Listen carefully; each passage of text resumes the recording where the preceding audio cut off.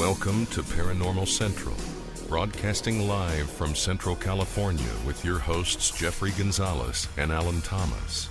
Broadcasting video worldwide at paranormalcentral.net and broadcasting audio on the Dark Matter Network at artbell.com.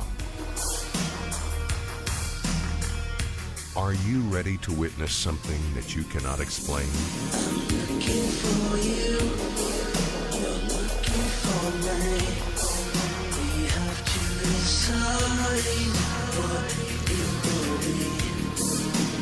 Can it be true? Can I believe the unexplained? Look into the sky.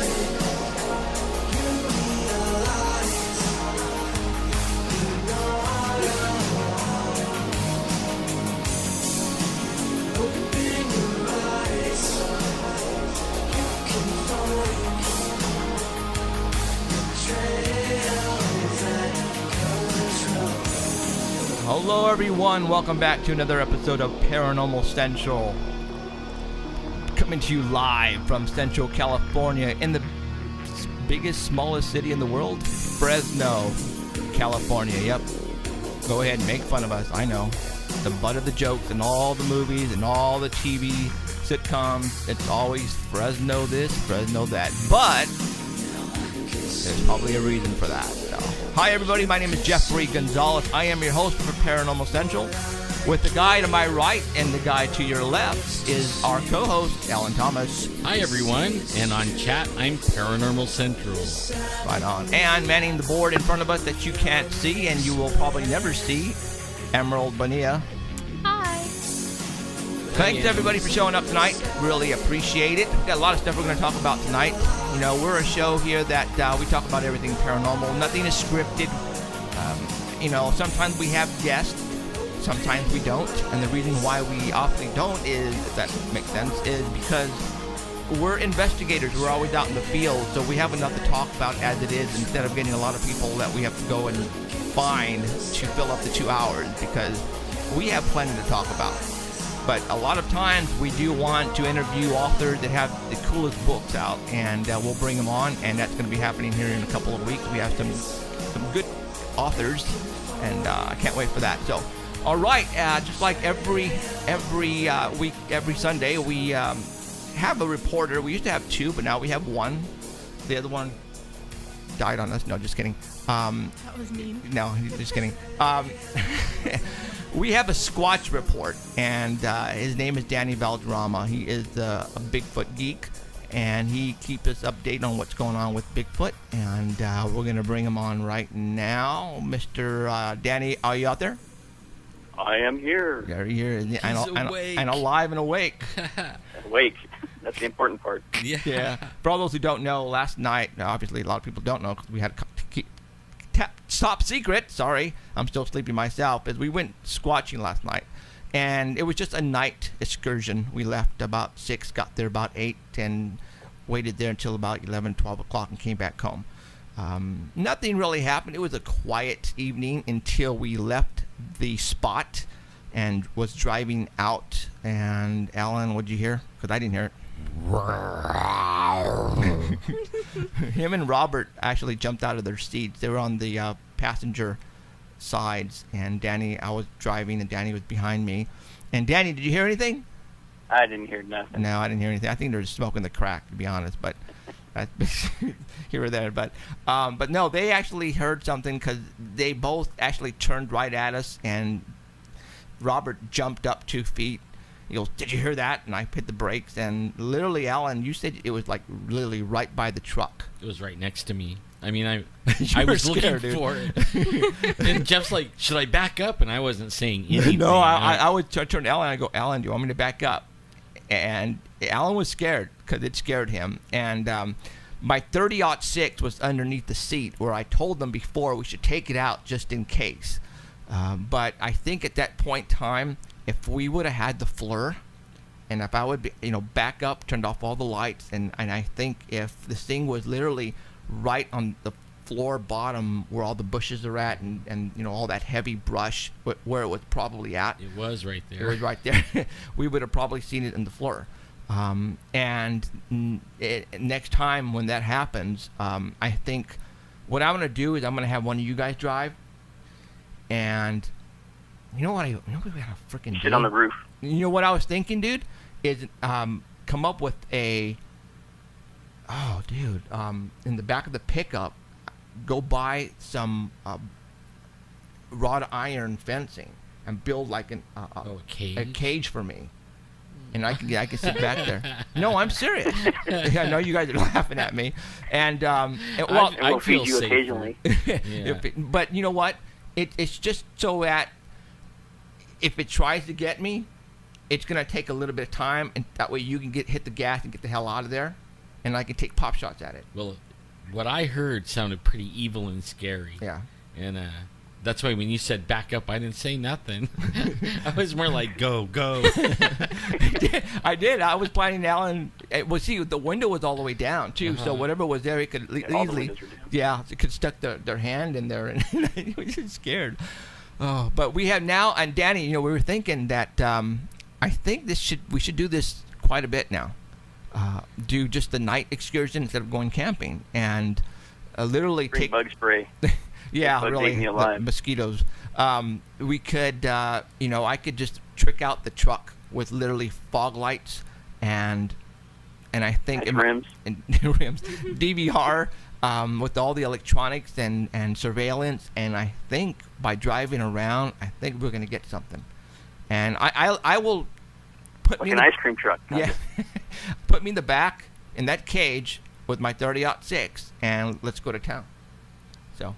All right, so that's some planning that we're going to have to do, and I think it's going to be really easy, though, because me and jigging stuff, I can do it. So, all right, the Squatch Report for June the 29th, 2014. Danny sent me over some pictures, and we also sent them over to the Dark Matter Network at artbell.com. For those who are listening us out in there, you can go to the website at artbell.com right now and look at the Paranormal Central pictures for today, and we are going to go to number 1, which I put it as Shaver number 1. What do we got? This is sent over from our friend Adrian Ramirez. He goes squatching with us on Memorial Day. And this is from a new mural that's up in Shaver Lake, California. This is off of 168. He said it's on the left-hand side near the Village Lodge. And the artist's name is Moral Carrera. And in the second picture is a picture of him and his girlfriend, Anna.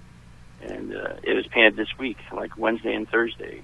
And I don't know if it's done yet, but you can see it from the side of the road. All right. Now, did you get to talk with Adrian at all on this? Just asking him where it was. Okay. And where it's located in Shaver Lake. So I'm assuming Adrian's friend who actually drew this, does he go squatching with Adrian? I don't know that. Okay. Like, why would he? For one thing, he had to get permission.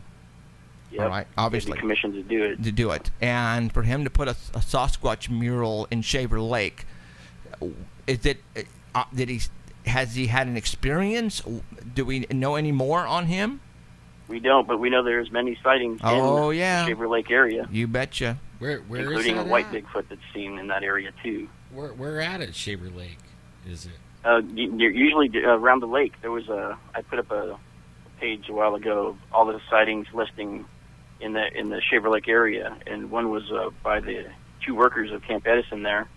We saw one run across the road while they were eating lunch and jump into the lake there and swim across it. No, I mean, where's the Jeffrey got a report of somebody that had their camper. Yep. During the night, no, somebody was shaking their camper. Where's the mural at in Shaver? The mural's near the Village Lodge on 168. Okay. And we also know that Finding Bigfoot had their town hall meeting at the community center that we went to in Shaver Lake. So how far is the community center from this mural? That I don't know, but at the time we had the largest turnout of a town hall meeting. It was standing room only, and that place was filled to capacity. Yeah, we set a record.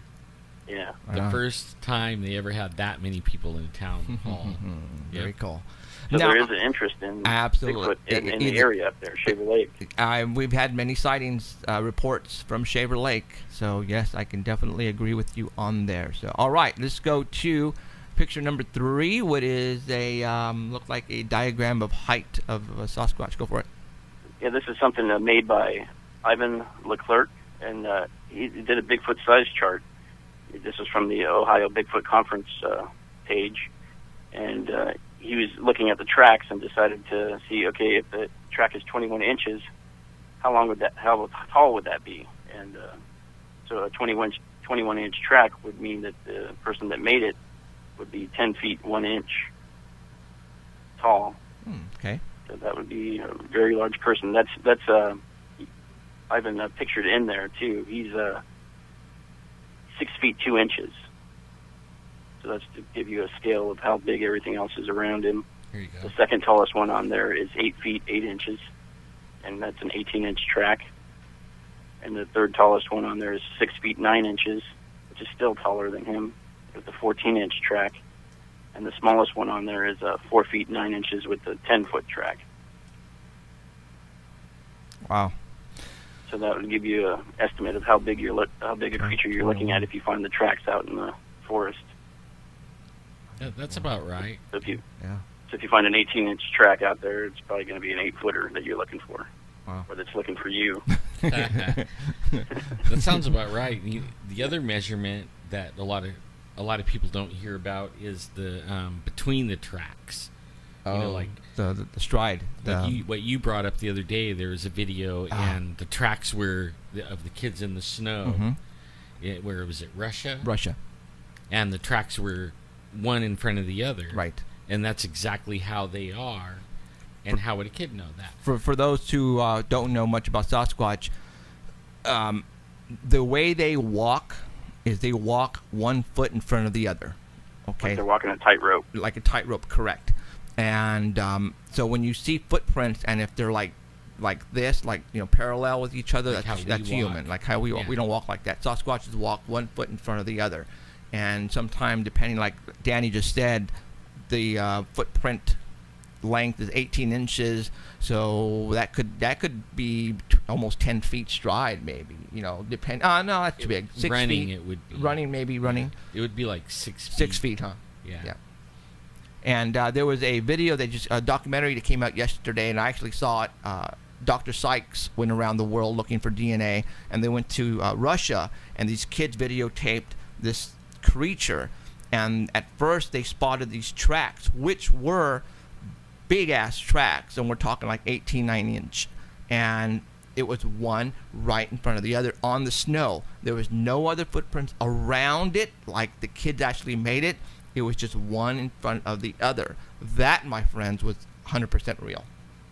100% real. Because the kids, 12, 13, 14 years old, would not know how to do that and had no clue on how a Sasquatch walks. And that's how a Sasquatch walks. So, right on. All right. Let's go to Bigfoot hiding behind a tree. Picture number 1. Yep. This was from Dale Richardson. He was a kid at the time. This happened in 1975. And after he told his story, he was teased so bad in school that he never talked about it again. But this happened in York, Alabama in 75 while he was deer hunting. He was deer hunting with some friends, and they dropped him off in the middle of the forest and told him there was a tree stand down at the end of this trail, and they pointed to it with a flashlight and said, just go down the end of the trail, and when you get to the end of the trail, there'll be a small incline. Slide down that, look for the ladder, climb up the tree, and sit there until we come back and honk for you. So this is a kid, so he's okay.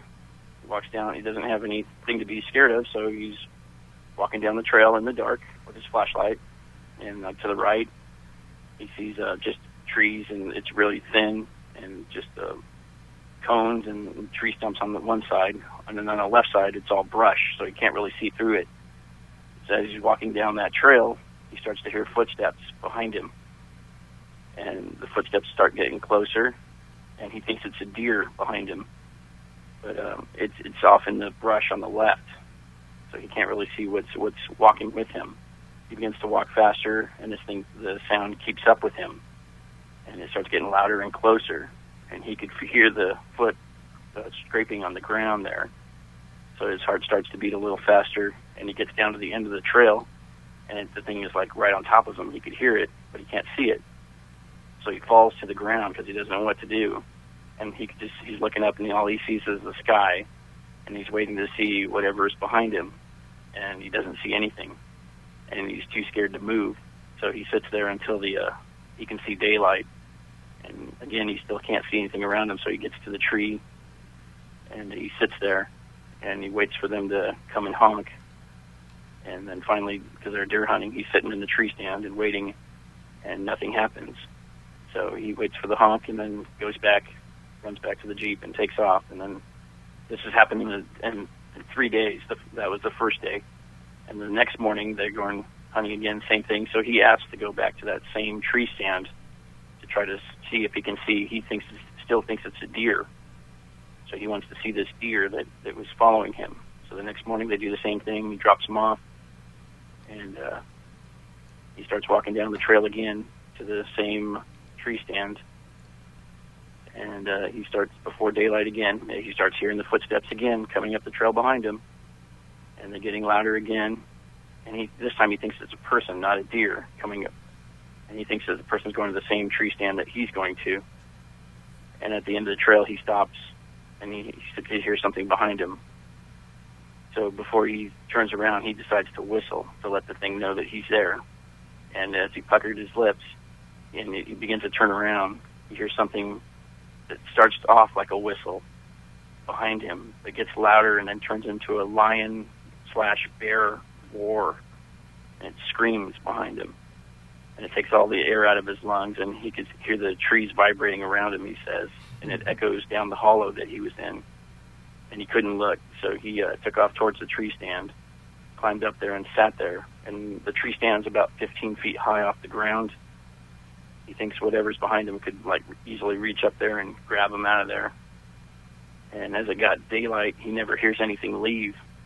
So it's still in the area, he thinks.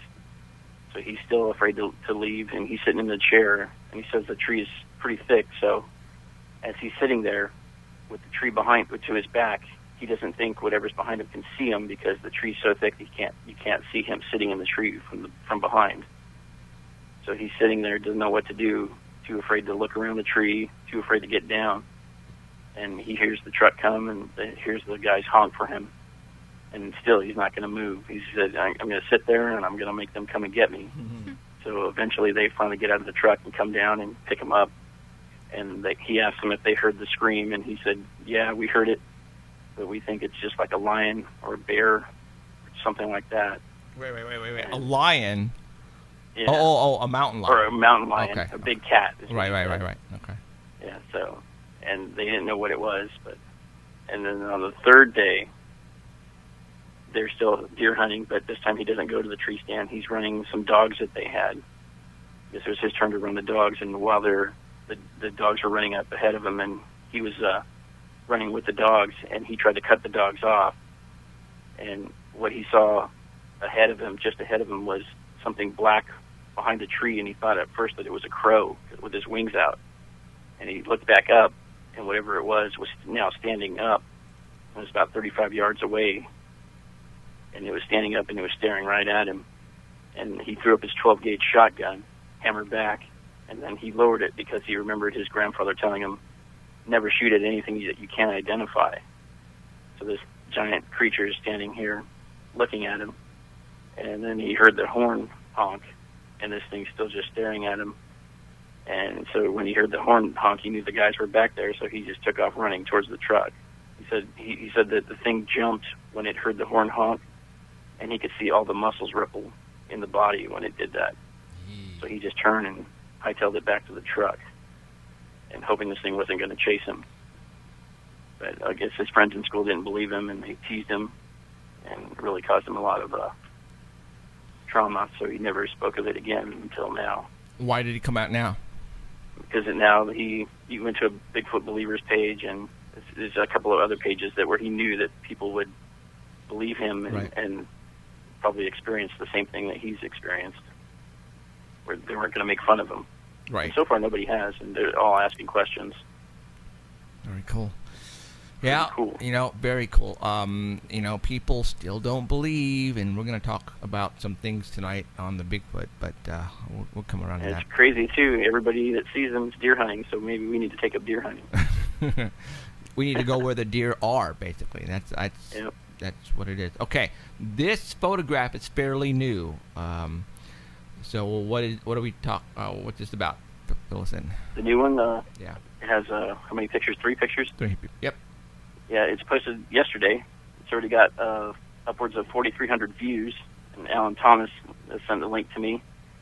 And this was off the shores of Virginia in the intercoastal waterways, and they're claiming it to be a clear photo of Bigfoot.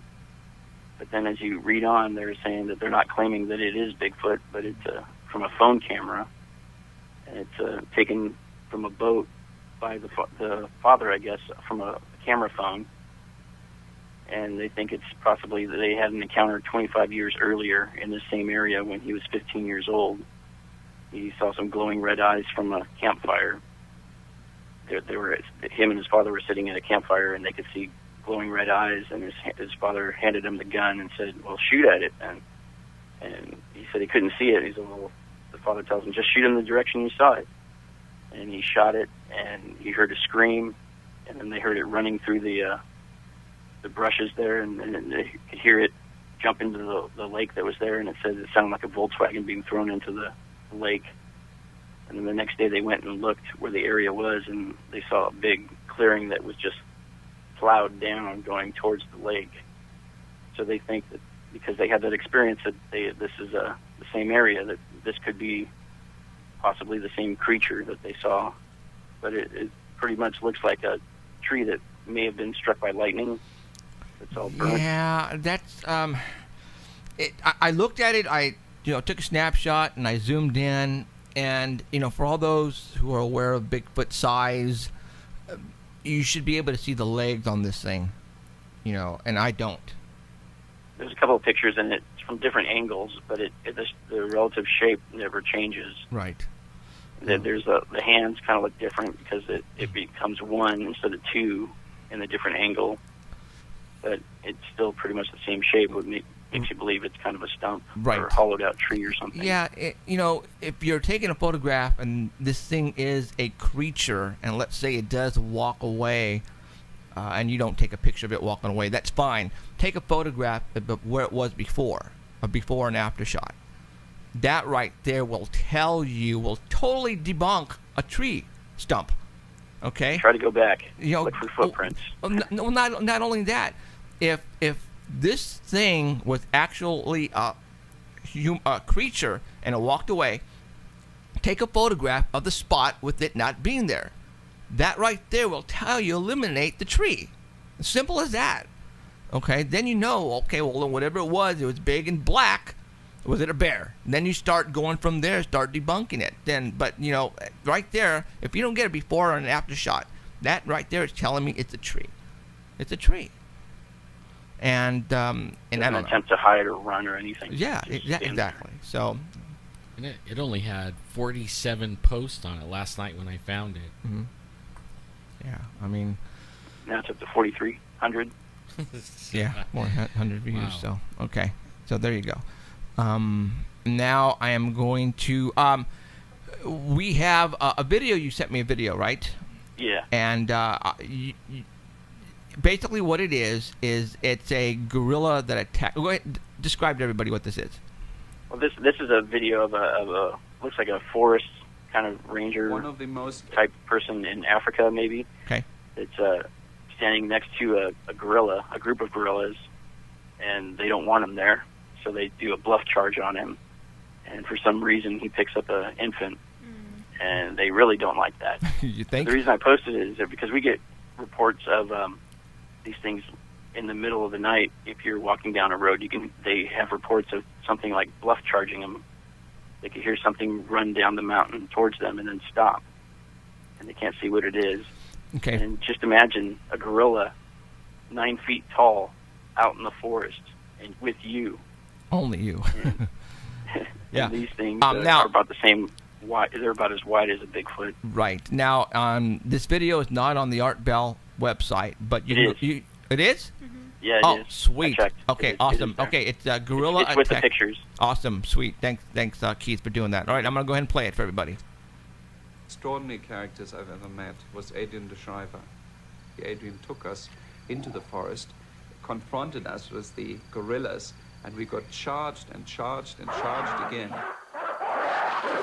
And I think, and I'm sure, if I would have even flinched once and would have dropped the camera, or would have run or turned around, Adrian would have said, well, this is obviously No, well, not obviously the right right man to now make the this Art film. Bell can't hear it, but if you're watching the Art, if you're on the Art Bell page, Adrian the you can Shriver actually had go this click on it orphan right baby now gorilla, and watch the video. One day he decided to While the people on introduce live it into stream the can forest watch it. to let it know the So if sights, there's the dead air, sounds.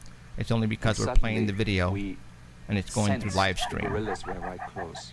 And for those who are, minute Adrian and 40 stood seconds. there yeah, with for baby those who are on the gorilla Art his arm. Bell website, go ahead and click on that video and watch it while we're watching it on our side as well. So that's why there's dead air. Suddenly the gorilla called in a way it had never Look at those called nostrils before. and those lips. It Sure was looks, really- sure it was looks a like what strange was feeling. left on It my was all window. quiet, and suddenly we saw the leaves move, and there was Hannibal It looks like the first, female was who turning around to looked tell at the us, male. and I this guy's sensed got a there was baby. something Yep. going to happen, which really There's no way we you shall can put a never mic up forget. against the speaker? Hannibal suddenly called, no. Casimir answered from the background, and Adrian was very, very nervous, and we all realized this is a situation which really can end up in something terrible. Well, you can watch it on your phone, can't you? Casimir came and he screamed and just charged Adrian, and Adrian literally Dude, had that no they'll other tear chance you than to apart. drop the baby gorilla, because if he would have kept it, Tear we you all apart. convinced that Turns around to Casimir tell would him have one more killed time, him, hey, although this he guy's knew got her him very baby. well from So many here years. comes the silverback. Right. It's gone. All right, cool. Wow. Yeah, that's what Here it scared. I'm pretty sure that guy dropped a load in his pants. He's just not telling anybody. Guarantee it. Guarantee it. So, all right. Now, that's it, right, Danny?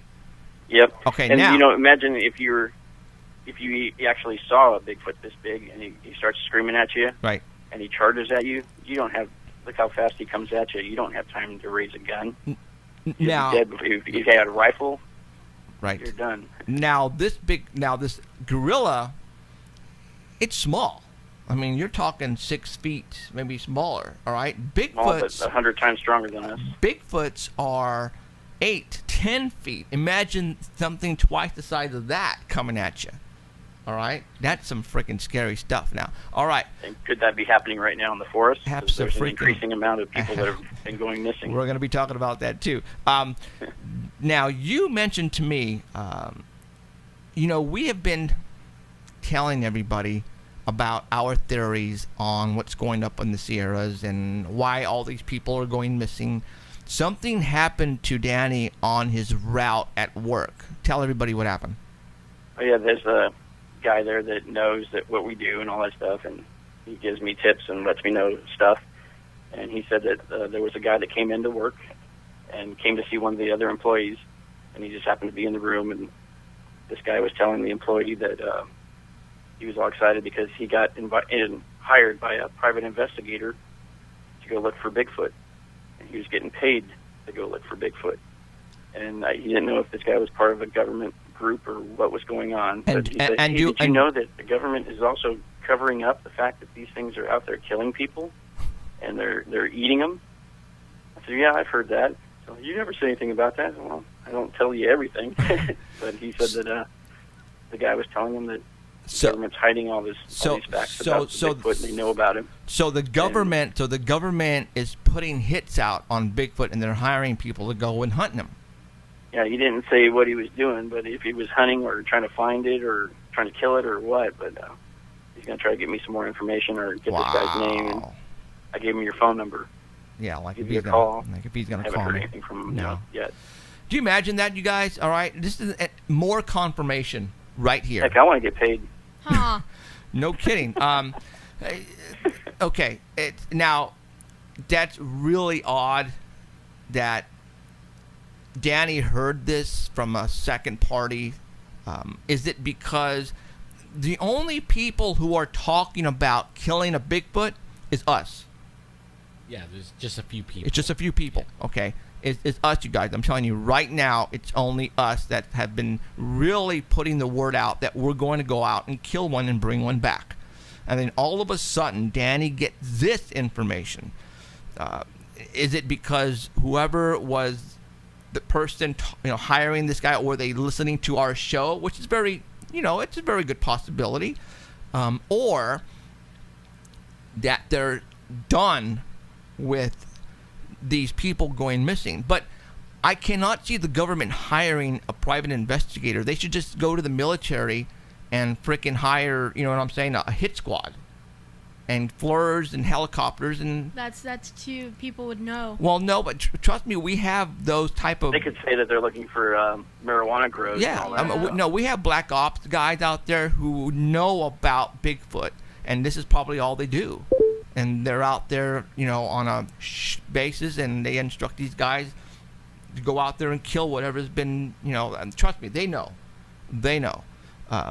But for a private investigator like this to come to somebody, that doesn't sound right to me, meaning that they're thinking what we're thinking. Go to bag one, bring it back, and become a multi-gazillionaire. That's it's what cool that they're getting the information to us, too, from knowing what we do. Yes, absolutely. So I think word is now getting out, and we're going to talk about the Bigfoot in the Sierras and all that here pretty quick here. All right, Danny. All right. Thank you very much, and we will be talking to you during the week, all right? See you later, Danny. Don't run anybody over. Buddy. All right, see ya. Bye. Okay. Let's talk about that really quick. Not really quick, but over the past 2 weeks, 3 weeks, there's been 2 cases that has been hitting the internet, Facebook, social media, and the news agencies really hard. And that's 2 people that went missing, one in Mount Rainier, Washington, and one in Southern California, Arcadia, just I believe it's north of Arcadia, up in those mountains. One Southern California, it was a firefighter. Let's talk about that one really quick. No, let's talk about the one in Mount Rainier. That one was first. She was I believe I wrote it down here real quick. Hold on, you guys. She was a 70-year-old woman. Her name was Karen Sykes. And she was a person who has been hiking, going up to the mountains all her life. She knows Mount Rainier like the back of her hand. All right? People who know her know that she can get out of any type of trouble. If she was up in the mountains and got lost, she would find her way back. There's no way she could get lost. Absolutely no way. Everybody was saying that. Her friends, everybody. Well, she went missing. All right? And they finally found her body. It was, I believe it was... They stated that they found her body in a very unlikely location where she should have never have been, for one thing. It was higher elevation than she should have been, and it was off a cliff, I believe. And that is all they're saying. But what the authorities are discussing to themselves right now is that why was she at this location? She shouldn't have been here. It was very odd. They're not saying anything else on how she died, but a person like this, who's a professional, this should have never happened to her. Something happened that put her in this predicament where, again, we don't know how they found the body, and they're not going to tell us. All right. Now, let's talk about the firefighter in Southern California. This firefighter went missing about 3 weeks ago. He was with another firefighter that went camping. What happened is this particular firefighter was just about to, I guess, change. He had taken off his shoes. He had brought his dog. His dog takes off running into the forest. The firefighter gets up before he puts on his shoes, thinking that he would be able to just go 20, 30, 40, 50 feet, get the dog, bring him back. The firefighter takes off, never comes back. His partner, who he was camping with, starts to go out, look for him, goes all over the place. He's gone. He vanishes. The dog is even gone. He can't even find him. So he goes back to the campsite, waits around, nothing. Morning comes around, nothing, and they call in the search party. They've been going and looking, trying to find him for 2 weeks. Nothing. All right. They just found his body yesterday or the day before. Now, check this out. For all those who don't know, David Paulides. We've had David Paulides on this show how long ago? 2012? 2011? It was a long time. Was it 3 years? 3 years ago. Yeah, I want at to least. Okay, I want to say we were like, I don't want to say one of the first, but we were probably the top 10. It was right when he released his first book. Okay. Right when he released. Right when he released his first Orange book, 411. We had David Paulides on the show. And it was a 3-hour show, guys. As a matter of fact, that video that we have of that particular interview is on, Alan put it on our website. And it is like up to almost 17,500 hits. I want to say that I am probably the only host of a show to actually make him say Bigfoot. According, I mean, there's people that comment on there. You can go and read all the comments. According to a lot of the comments, you're the first one that had him for 3 hours. The first one that got him to say the word Bigfoot. and out of all the he's done, I don't know, he's probably done a lot of interviews since then. That one's the most in-depth still yet. Really? Yeah. Why is that? I really had him for 3 hours. 3 hours. And you grilled him. I did. I mean, you really were trying to pull out everything. Yeah. Now, for those, I mean, back then, obviously, just like today, we don't have commercials. Now, like, Coast to Coast and all those other shows, they have commercials. So technically, if you're doing a 3-hour show, 2-hour show, it's only going to be like maybe an hour and change. I had him on for 3 hours straight, and I had him on for 3 hours, and we were talking all 3 hours. And I remember I was drilling him because I wanted to know what was going on. And I actually made him say Bigfoot. If you don't believe me, go and watch the episode. It is on ParanormalCentral.net. You can go watch it. It's on YouTube and watch the whole episode. It's a damn good interview, I think. Now, check this out. David Paulides was on, as a matter of fact, he was on a show that is on the Dark Matter Network. He was on Friday night, but it was a pre-recorded show, I believe, a couple days before. And they were talking about this particular firefighter. And at that time, they had not found the body yet. Okay? David Paulides told this host how and where they were going to find this body. And he said, I bet you $1 million. Well, he didn't say I bet you $1 million. He goes, this is how they're going to find him. They're going to find him probably within a mile of the campsite. They're going to find him at a higher elevation, and they're going to find him over a cliff, and they're going to find him in bushes, and they're going to find him in a location where they have already checked before. And guess what happened, you guys? All that was true. All that came into fact. All that happened. They found his body exactly how David Paulides said it would be. Now, why did he know? Because in his books, that's how they find a lot of these missing people, the same way. The exact same way. It's the ones that go missing exactly the same way those guys go missing. Right. Everything fits this pattern, right? Right. And he doesn't pick out every last single hiker that goes missing. They have to fit a certain criteria. Right. And they don't have shoes, and they're with other people, and then they ran off.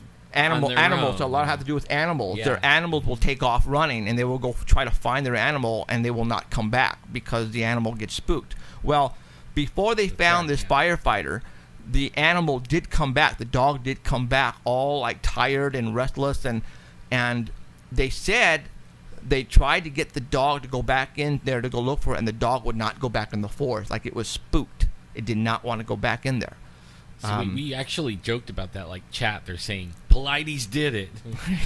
Well, no. We were joking about that last night, because it's almost like he has cognition, or knows, but really they fit this parameter. Yes, it fit what's going on with all these missing people and how they are finding these missing people. Now, this has been happening a lot lately. Now for this firefighter, they didn't know it was him. They had to do dental records on him. They said he was badly messed up. I mean, they couldn't tell by his face that it was ripped apart.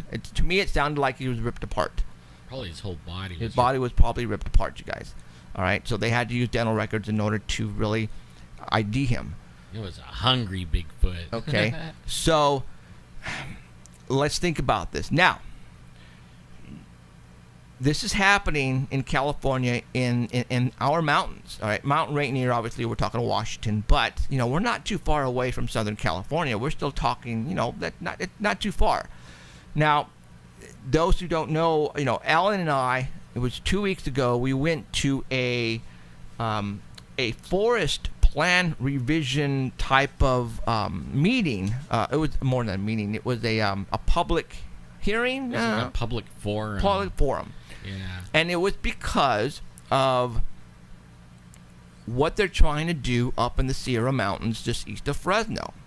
They are planning to shut down a large section of the forest where the public will not be able to go into for 10 years.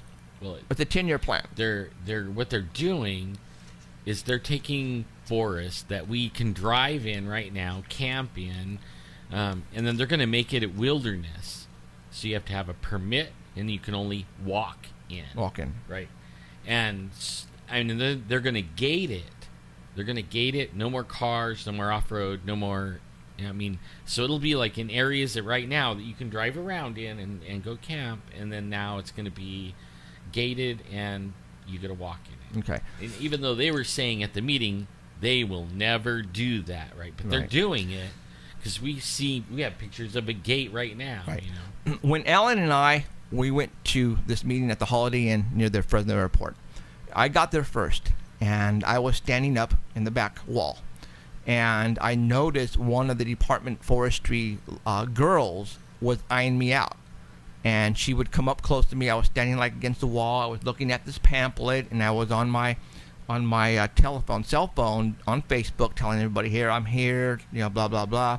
And she was like trying to figure out what I was doing. And I was aware of her, her appearance and what she was trying to get close to me and trying to see what I was doing. And everywhere I would move to, she would follow. And then Alan shows up, and then we go and sit down. To me, it definitely felt like they knew we were there. All right. They would not eye us. I know that they definitely knew we were there. Okay, for one thing. And now, they knew who we were. Yeah. Oh, absolutely. It was now, interesting. Now, they were taking questions from the audience. There was a lot of people there. And what they would do is they would hand out numbers on large pieces of paper, and then they would go, okay, number 1, and the person would stand up and give her opinion on what was going on and all that. And people were really ticked off because they would go to the website on what's happening, right, in the forest, and a lot of people were complaining that, you have pages and pages on this website, and it's hard to go through and find out exactly why you're doing this.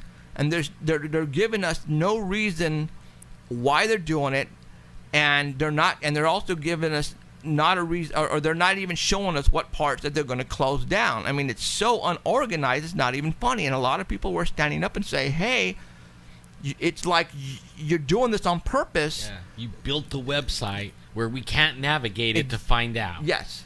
And they're all laughing, oh, maybe we should fix that. Yeah. And everybody was complaining about that. One person did stand up and actually say, it's kind of weird that the locations that you guys are blocking off happen to be the exact same location of the Agenda 21 thing that's going on.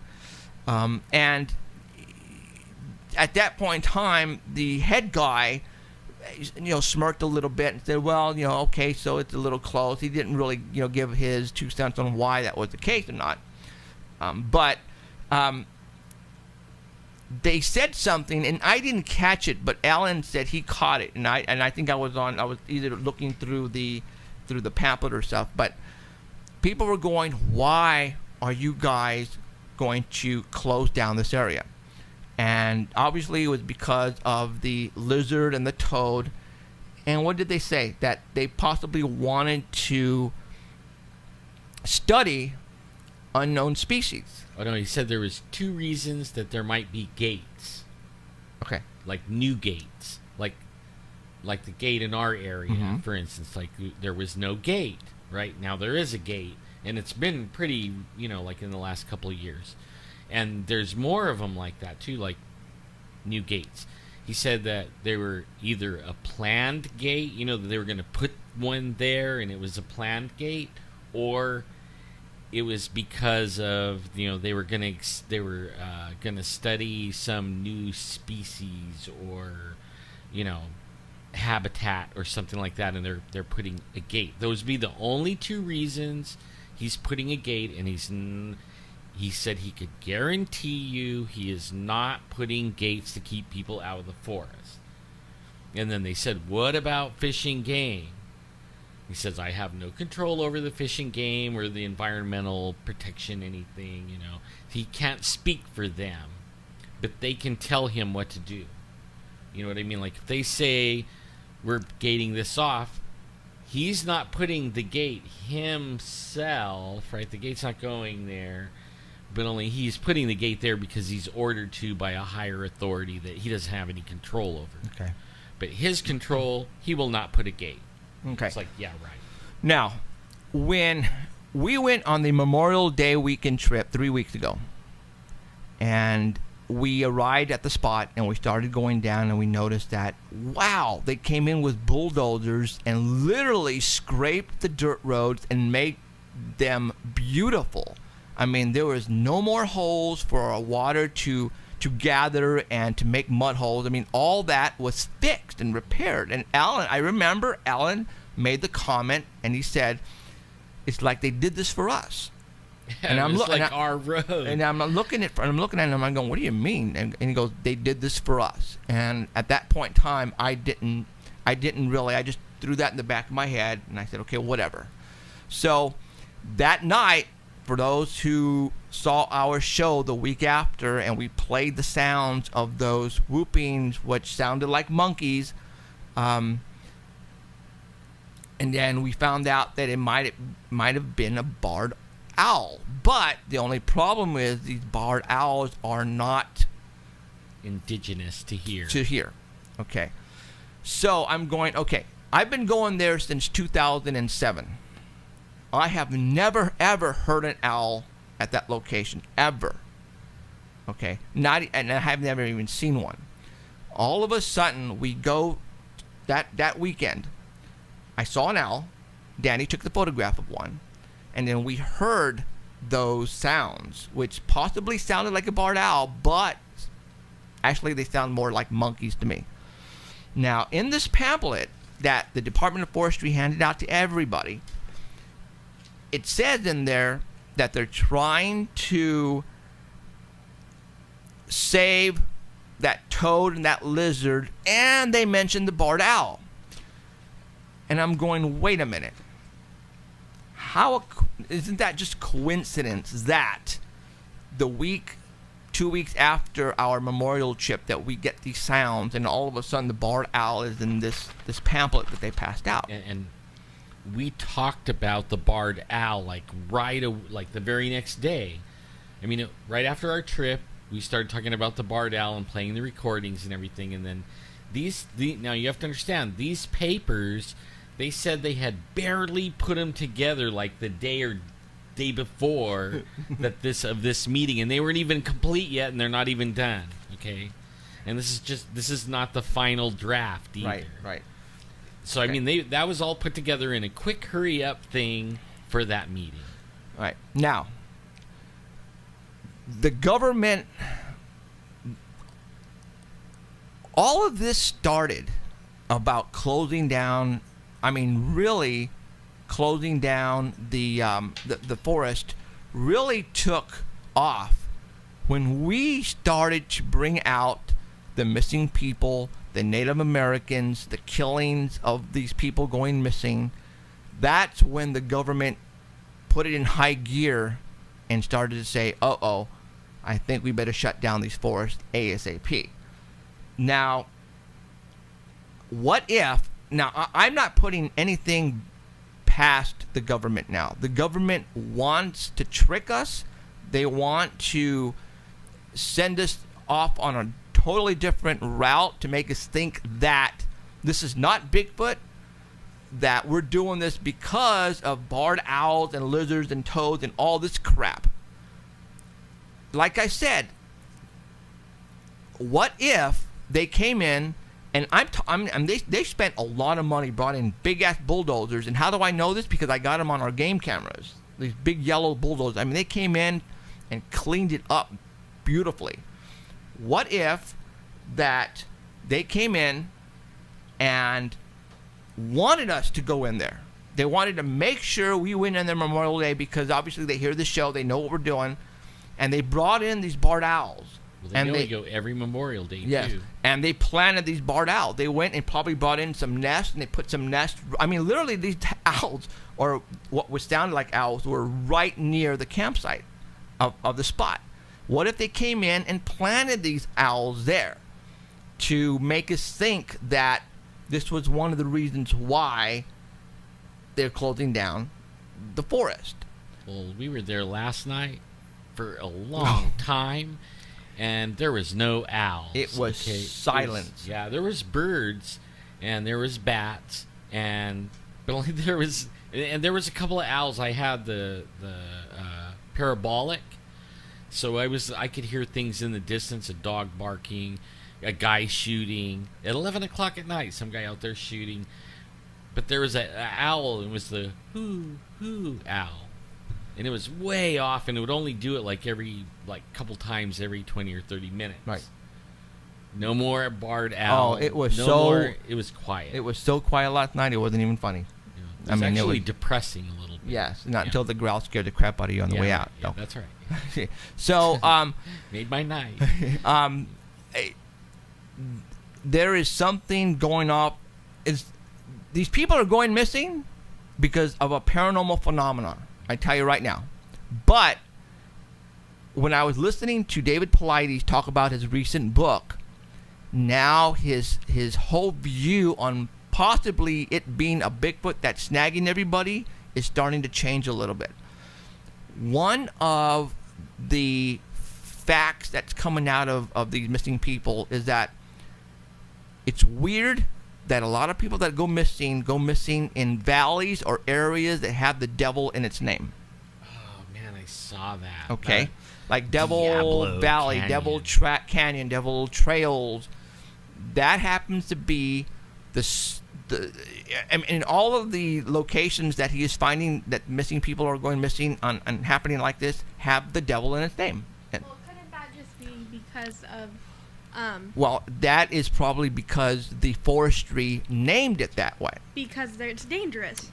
Dangerous. In what way, though? Because I think they know. No, I could think like we went camping the 5th grade. We did that whole Heart Attack Hill, and that was only because you needed experience to get on some of these trails. Okay. It could not be. It could just be the level of expertise you need. So they're kind of warning trailers. Well, don't go on this one. This is Devil's Trail. It's hella hard. It's not exactly like that. Now, I did some research on that because I thought that was I mean, it's not just one place. You know what I mean? If it was like one or two places, it would be like, oh, yeah, maybe it's... But only... No, I mean, in a lot of the places, the names are that. I mean, Devil's... It goes all the way back to, way back. Way back, way back to the miners and Native Americans and all, Yeah, I mean these places are known as the Devil's Terrain or place forever that nobody can remember why it's not. Isn't Yosemite have a name like that, Devil something like? And that location, a lot of people go missing. Okay, so yeah, it's weird. People way back in the 19th century knew of certain locations where it's bad to go there. Yeah. Don't go there. We're gonna call it devils. Because things happen to people. They go missing. They get eaten. It's just it's weird. And he even mentioned that on that interview that I listened to. That I don't know if I think the firefighter there he was in. It was called Devil something. It was Diablo Canyon. Diablo Canyon or something like that. Okay. But that's what I was researching. The Diablo Canyon name is from the 1700s. Okay, way back. That was what it always is known to be. So, they don't even know who named it. Now, we're not saying that the devil is taking these people. That's not what we're saying. We're just saying that the area is a bad place, and people named it with the devil in its name because it is a very bad place for humans to go to. Is that a coincidence? I don't think it is. I really don't. There was Devil's Gorge, and there was Devil's Post Pile. It went on and on and on. For sticking to the top of Bigfoot, couldn't Bigfoot have been considered a devil back then? Well, sure, absolutely, absolutely. Yeah, they didn't know back then what it was, so they just gave the canyon a name and put the devil in it because somebody saw what was a monster, a creature that is not supposed to be real and was told by their grandparents and folklore and and that it was the devil. And so, sure, absolutely. Well, it could have been running off with their babies. Yes. And that's what that's their the modus operandi of a long time ago. For the Native Americans, right? Yeah, and even with the people coming west, Oh, okay, and the carriages and... Yeah, they even had problems with them. They'd be out there working in the garden and have the baby in the shade, and the next thing you know, gone. Wow. It would be like the devil's playground or something where they lived. So, there is something going on. The government is hiding the truth, you guys. I can tell you that right now. You guys have to be very careful about your kids. All right? I'm telling you right now, if you go camping, and I don't care if you're with a bunch of people, I don't care if you're by yourselves, you're keeping your children within 10 feet of you at all times. Okay? I'm telling you that right now. If you have animals and you take your dog and you take your cat and it takes off running in the forest, you don't go running after it. Let it go. Because it basically what it's going to do is it's going to try to trick you. Your father and the mother is going to go after it. The kids are going to be left behind. Guess what's going to happen? All right? Think like that. That's you have to think like that now. All right? Camping to me it used to be fun, and now when we go up it's not as fun anymore because I'm totally aware of my surroundings. I am making sure Christian, Cheryl, and are I can see them at all times. If somebody goes out of that trailer, I am going to go right behind them. If they're going to go to the bathroom, thank God we have a fifth wheel now. They don't have to go walking down to wherever the restrooms are located or go behind a bush or whatever. We have a bathroom inside the trailer now, so that's good. We have a guy that goes with us, on camping and Bigfooting. His name is Robert, and he wants to see a Bigfoot real bad, and he'll wander off by himself. He'll take off. And you can see his light flashing around and everything. And that one night when it was the monkey owls or whatever they were, he wandered off probably about 75 yards, 80 yards. No, he was closer than that. He was. We're talking 60 feet, 70 feet. From us. Oh yeah. Okay. All I seen was his light. And that's how close those whoopings came. Right. And what did Robert say last night? I knew you were pressing him. Why did you come back, Robert? Why did you come back? And he said, because the thing came at me. Yeah, it did. That's what it said. He said the thing started, I don't know if he used the word walking, but it said it started to get closer to him, and he got scared. Robert Scott is the guy who goes walking around by himself, has been hiking all his life, and all he takes is a stupid knife, about this big, but and a stick. And he's not afraid of anything, but I think we're starting to change his mind now. He's starting to be afraid. I watched him get afraid 3 times last night. And it was funny as hell, especially one with Danny just walking in his camouflage, and he jumped. Danny was just, cruising out there with his microphone, and he had his camouflage hoodie on because the mosquitoes were eating him alive, and Robert was just talking to us, and he looked around and he saw this thing walking by the brush. He went like that. He just, oh fuck, that was Daddy, and he scared him. I'm going, and I'm looking at Robert, man, you don't get scared very easily. I mean, and he goes, oh, dude, it was just, and then he basically calmed down. The last night when we were driving out of the spot, and you had the spotlight out the window, right, and you focused it in the front, and you saw the eyes up on the hill. Robert was right next to me. He was sitting in the passenger side, and I'm gonna, and he's probably gonna hate my guts, but I'm gonna pretty much mimic on how he responded on seeing those eyes. All right, he goes like that, and he jumped, and his eyes got so fucking big. Sorry, and him and Alan saw the eyes up there, and I stopped the car, I put it in drive, I got out, and there were cows. But I've never seen Robert. Robert had to go like this. He was tearing. He was tearing. It scared him that bad. And then that was right before the growl. Oh, you guys messed him No, up. it was right after. Oh, it was right after. It was right after the growl. Okay, and I was driving really slow, and all of a sudden, Alan and Robert at the same friggin' time go, "Did you hear that?" And Robert's looking at me, and he's like, I go, "I didn't hear it." And Alan goes, "It was just right behind us." Yeah, when you stopped, it was only, I was waiting for it to grab me. I'm serious. Yeah. I had my arm out the window with this light, and right. I put my hand in. Why didn't you roll up the window? Because you have it on the child lock thing, and I couldn't roll them up or down. You should have told me. You should have told me. All I could think about was, like something was going to grab me. It was going to grab me because it was like this evil, deep, like a growl. Right. It started off like a growl and went into a roar. Okay, now you guys have to understand, when we're driving on a dirt road, it's not like it's like empty field on both sides. No. We're driving on this dirt road, and the trees and the brush are hitting the window, scratching my truck, right? So it's like it's heavy brush. Even if you shine a spotlight right down in there, you couldn't see because it's so heavy brush. Yeah. That's why it's so spooky, because you're driving, and all of a sudden something could come out of the trees and go, roar, and grab you or jump on the hood. And that's what we were expecting, especially when they heard the growl. I actually was expecting that because it sounded like it was like right next to me, like that right. Close, like 4 feet. And I know Robert was like trying to squirm over by Jeff. I was watching him. He couldn't even sit by the window. That's why I told you that's why I wanted my 30-06. Well, now we know what to do next time. I'm seriously thinking about building a cage in the back of my truck. See, now when right after that, and he started moving again, me and Danny both had a light on each side of the car, right. And we're like scanning the woods.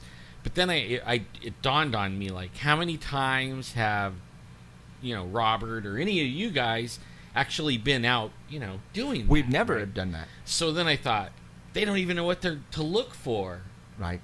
So I told them, look, while we're cruising like this, you're not really looking for animals, you're looking for lights, because soon as the light hits eyes, any eyes, cat eyes, human eyes, any eyes, the iris reflects back, and it makes little lights in the woods. As soon as you see that, that's when you stop and you really scope it, And it wasn't right after I said that. I told him, look for the lights. All of a sudden, there's some lights right up on top of the hill, That's when Robert went, yeah. Seriously. But it started off with 2 lights, and then Jeffrey pulled forward, and they were kind of like on the other side of the hill. So we lost it. I'm like, back up. And he backed up, then there was 4 lights. So there was actually 2 of whatever it was, right? That's when I started freaking out. Because they were big, and they were like wide. Right. But then, the cow ran over the hill, and you could see the whole cow. It was like, oh. But I think the growl was before that, wasn't it? No, it was after? right before that. Right before that. So that's why Robert was really scared when he saw the eyes up on the hill. Yeah. And Now people are going cows. Why are there cows up in these forests? Well, free range. It's free range cows. All right. I mean, these cows are so freaking healthy. They're so, I mean, they're big because there's so much to eat out there. They do it every year. They come out and they let these cows go and they free range, and there's cows everywhere. Sometimes that gets really scary. I mean, you could be camping and you hear something like huge coming through the woods, and you think that there's a freight train coming, you know, to get you. Right. And then all of a sudden it's just a cow, right, you know, comes running by, you know. Now, let me tell you guys something. Last 2 weeks ago, we showed everybody the new toy that we got. And literally, it was that Spynet toy, all right? Spynet we toy. tried it last night. Oh, my God, it worked so good. Okay? There was like 5 of us, 3 or 4 of us out there. We all had our toy, own toy. A $30 toy. But you guys have to understand is that I have a security camera that has the infrareds on it that I plugged it into the 12-volt cigarette lighter, and it was like a massive spotlight. We were able to see 200 feet, 250 feet. I was thinking farther than that. Farther than that? It was like almost 100 yards. Okay. Because I mean, we were looking way up the hill. On the hill. Yeah. And it was pure black out there, you guys. So you have to understand. I turn on the security camera, not utilizing the camera itself, but utilizing the infrared LEDs. It's just like an invisible spotlight. Yeah. And I turned it on, and I shined it on the hill. But if you're not looking in the toy camera, you can't see nothing up there. Yeah. But when you look in the camera, it's pure brightness up there. You can see everything. And it's like, holy smokes, it works. So it's a $30 toy. Plus, you know, you can get these infrared LED lights that come in a square box that you can buy for $70, you guys. So for $100, oh my God, you guys have it. You guys need to go get one. Toys R Us or Kmart. Right now they're on sale for $30. And the thing records video and records photographs and has a microphone for audio. Yeah. Oh, it has a microphone Yes, too? yes. Yeah, and like a 2 gigabyte mini, the little one, like in a cell phone. It'll hold 10,000 pictures, and I think he said 80,000 minutes of video. Wow. And man, we had so much fun. I mean, Jeff he actually had 2 security cameras, and he had a little one, and he was saying, this is the best one, you know. And then he brought this other one. He said, this one isn't as good. When he put that one on, bam, it lit up the whole mountainside, lit it up like daylight. Okay. When you're looking through that. When you're looking through this. You guys, I realize it's a freaking toy, but it's Bigfoot's investigator's best friend. Right here, $30. Go get one. You know what's cool is I did a video with it, and you take out, you record, and then you take the little bitty SD card out, and you put it in the adapter, making it a bigger SD card, put it in your computer, put the file on your desktop, and then bam, you got this full screen, everything that you recorded with your voice. The only thing that it's a toy, so the only thing I could figure out that wasn't really good on it, like not excellent, was the microphone didn't pick up the S. Good. But other than that, it was absolutely excellent. What exactly is the toy called? Spynet. Spynet. What I'm going to do is I'm going to put up a picture right now. Hold on. Spynet spy goggles. Spy glass? Okay, Spynet, right? Spy glass or something. Spynet video glasses. Okay. No. It's the Spynet Ultra Night Vision Goggle. That's what it is. Spynet Ultra Vision Night. How come I can't? Ultra What Night I'm trying Vision. to do is I'm trying to put a picture on the wall for everybody to see, guys, because we're here because we want you guys to go out and get the best photograph. There it is. And the best Spynet Ultra Vision Goggles. Ultra Night Vision Goggles. Hold on. Control bar. Boom. They're so fun. So. We played with them for 2 hours. Okay, here it is, right here, guys. This is what I'm putting it up right now on live stream. It's a toy. It's called SpyNet Ultravision goggles, and it's $30 right now at Toys R Us. It was $50, but it's like they're having like a 20% off. Go get one. You can only look 50 feet in the dark with the LEDs that are on it right now. But if you go get the external security camera LED what I'm talking about, you can see 300, almost a 400 yards, guys. This thing is so awesome. All right, because I realize that it's expensive to go and buy equipment. Well, this is not expensive. Go get one. I'm telling you right now. All right, yeah, and everybody could Google it, and everybody should Google it. The SpyNet Ultravision goggles. Right. It's these things here. You know. I mean, how cool is that? All right. And I think we actually have pictures on the Art Bell from last week. Yeah. Yeah. Okay. And there's some on. We also have pictures of it and a little test video on ParanormalCentral.net. Okay. Yeah, SpyNet Ultravision goggles. Yes.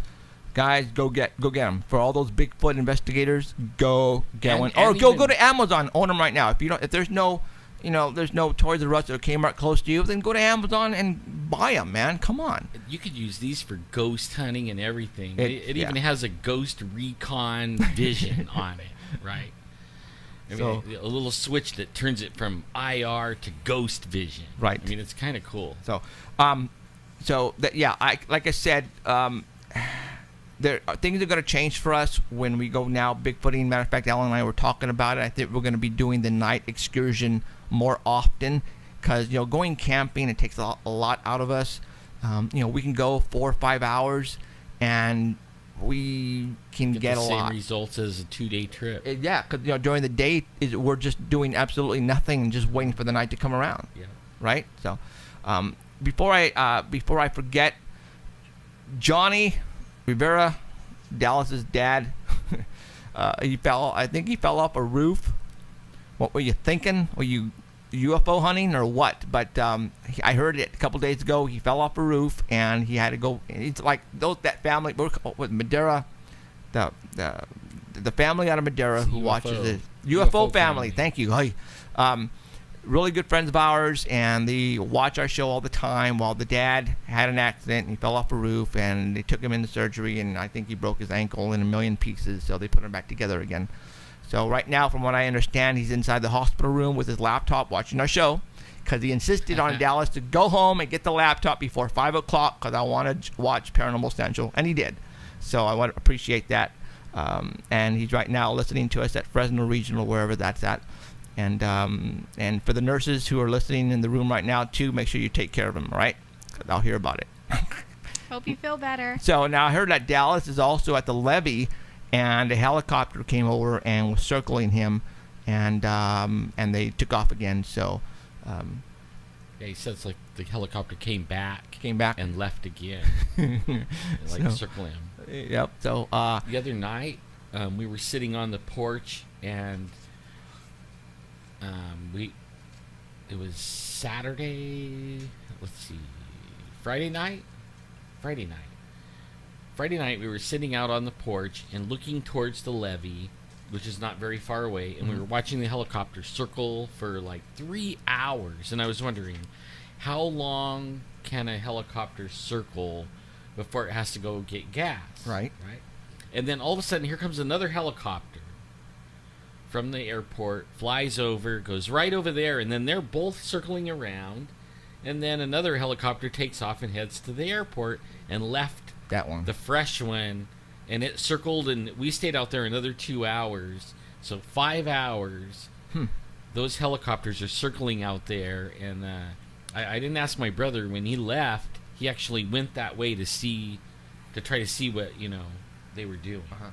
They were circling out there for like 5 hours. Wow. Now, I think there is something. You for all those who have watched me forever, know about the levee and what we think is going on north of Fresno around the levee, why we think they put up the levee in the first place, is I believe there's something going on in that levee. That's even, these cameras, toy Spynet things, I think would definitely help us in that area too with the spotlights and everything. So we might need to go up there and when we get the FLIR too. Now, what Danny forgot to say is for all those who know that the FLIR is coming out with an actual case for the iPhone 5S. And it was supposed to be out this month in June, but it got pushed back because of some software issues, and it's going to come out in July.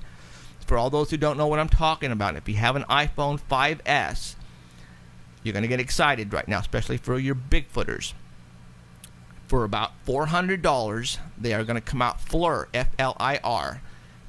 They're going to be coming out with a case that fits over the phone, and with that gives you the capability of registering heat signals from a long distance, actually. And I think I've seen videos of it, and it goes of a far distance, I think. I mean, we're talking maybe 100 feet or so. So FLIRs are that'll expensive. Work for us because especially for the growl.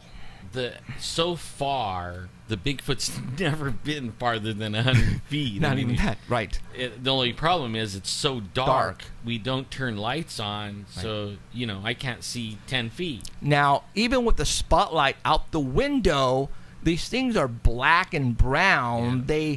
They blend in with the brush and the trees and the ground, even if you shine the spotlight right on them. Because you remember when Kathy Strain was saying that, her husband went over and looked in the bushes and saw 2 tree logs laying on the floor, and we went back later and they were gone. Well, they were the 2 Bigfoots that were actually laying down mimicking tree logs, right? And that's what these things do. They are ninjas. Thank you. Forest ninjas. And so they know how to blend in. So, if we would have had this FLIR, and Alan goes, I just heard the growl 2 feet by me, I would have freaking stopped the vehicle, put up the windows, probably climbed over the back seat, put one hand out the window, turned everything off, and just scanned right below the truck. And with the FLIR, if there was a Bigfoot hiding in the brush, we would have been able to see the heat of the animal that was there. And I would have probably found it. Said, holy crap, there it is. 10 feet right there down that ravine, just sitting there. That's where I would have broke out the freaking... Well, will there be a way that, maybe we could take a little monitor? I don't think so. It's only off the monitor here. So like the passenger could sit and hold that as we're cruising. Oh yeah, you'll be able to see it right here. So we might see it before we even get to it. Yeah, absolutely. If you're driving by and all of a sudden stop. Yeah, you're right. So now, from what I understand, Danny is going to upgrade, and I think he's going to get one too, which means that we'll have one on both sides of the vehicle. Oh man. Okay, and really, we don't need any lights. No. We can go dark. And each of them will hold out the iPhone out the window like this, and we'll just drive down. All of a sudden, stop! There's a fox, or there's a skunk. Go. Stop! There's a cow. Go. Holy crap! There it is. You know what I'm saying? And that's how we're going to be able to with the FLIRs. We're getting close. Mm-hmm. They're there. They're really close. I think we're going to be able to bag one and bring one home pretty soon. I think so. I've been getting a lot of questions from everyone. They're like, they want me to go other places. Why?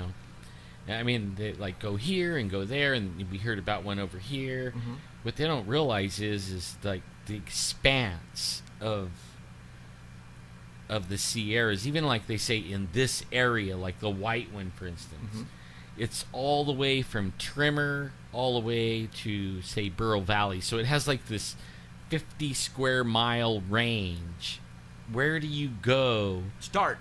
Yeah, I mean, it would take a while to develop and figure out and tracking and everything. What we have is a place that we already figured out that when we go there, they come right to us. So why do we want to go all over the place, and spend gas and money and everything that we don't have really, when we could go right there and they come and mess with us? Right Seriously, there. guys, they do. Yeah. They come throw right things to us. at us. They growl at us. They scream at us. If we would have had the proper equipment 3 years ago, like the FLIR, I think we would already have brought one home. Okay, next time you guys go, take me, please. Okay. All right. No problem. And I think that it's going to be very soon. The only thing that's going to stop us is the man. If for some reason, because I know they're listening right now and they're going, oh shit. Well, don't you think like when you get the FLIR, they're going to be able to see what's on your monitor? The Bigfoots won't. No, the government. Yeah. You mean on our phone here? Because Yeah. they're already able to tap into our phones. Yeah, they are. Well, it's that's so not you good. gotta That's be quick. Well, I see what you're saying, because we already have plans, and I'm not going to even talk about it right now. We shouldn't even talk about No, we can't talk about the plans. So I'm just going to stop right there.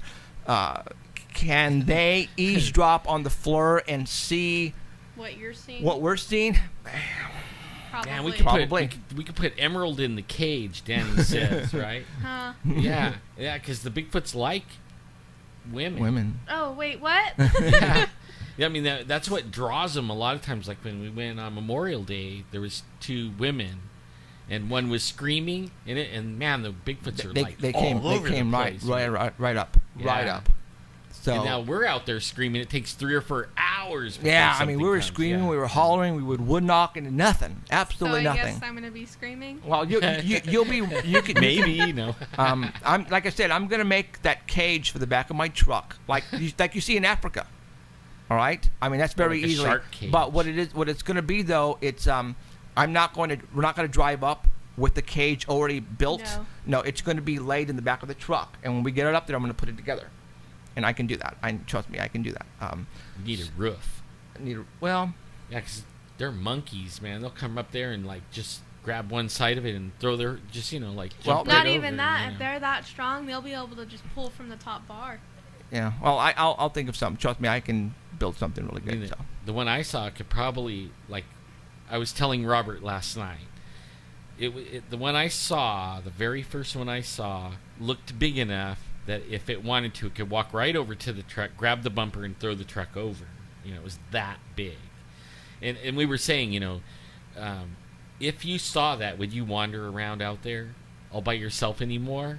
And that's what Robert said, because we were telling Robert last night, Robert, how can you go up there knowing that finally they might be up there, and it won't hit you until you literally see it with your own eyes, and then that will pretty much change your life forever. I think that's what I'm waiting for. And that's what I'm waiting for, too. I still want to go out there. You guys haven't scared me that much. Well, that's what it's going to do for me. And, Alan didn't go back to the mountains for 6 years after what he saw.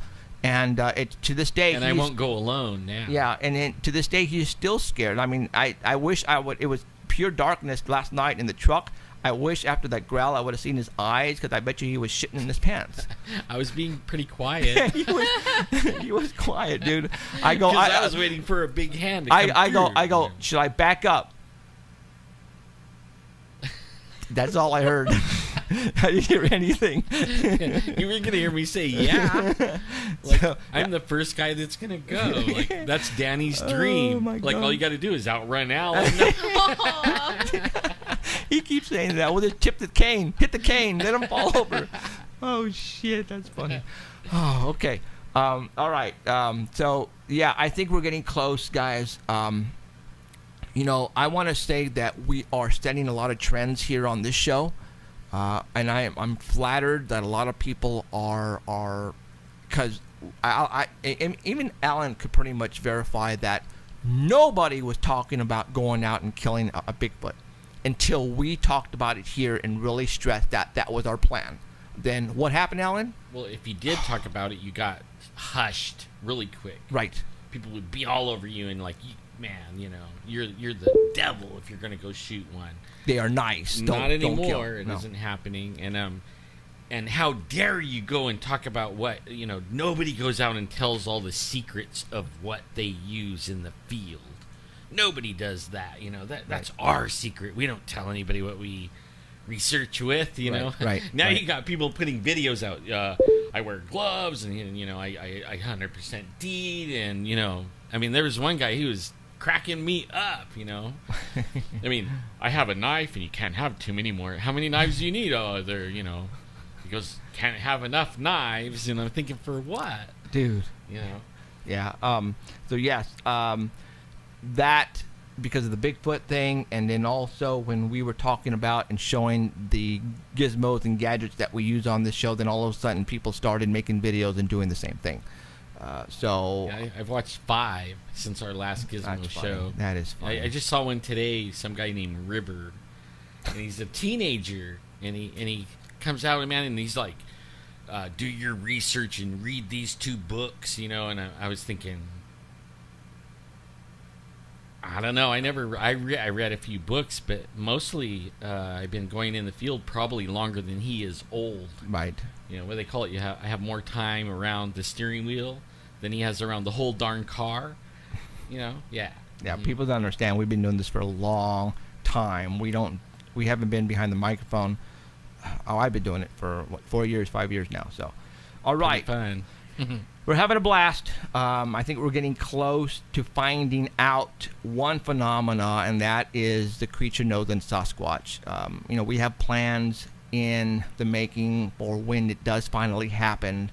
We're going to do it the correct way, not like Rick Dyer, but it's His was all about the money. Yeah, it's all about the money. He didn't really even have one, and if he.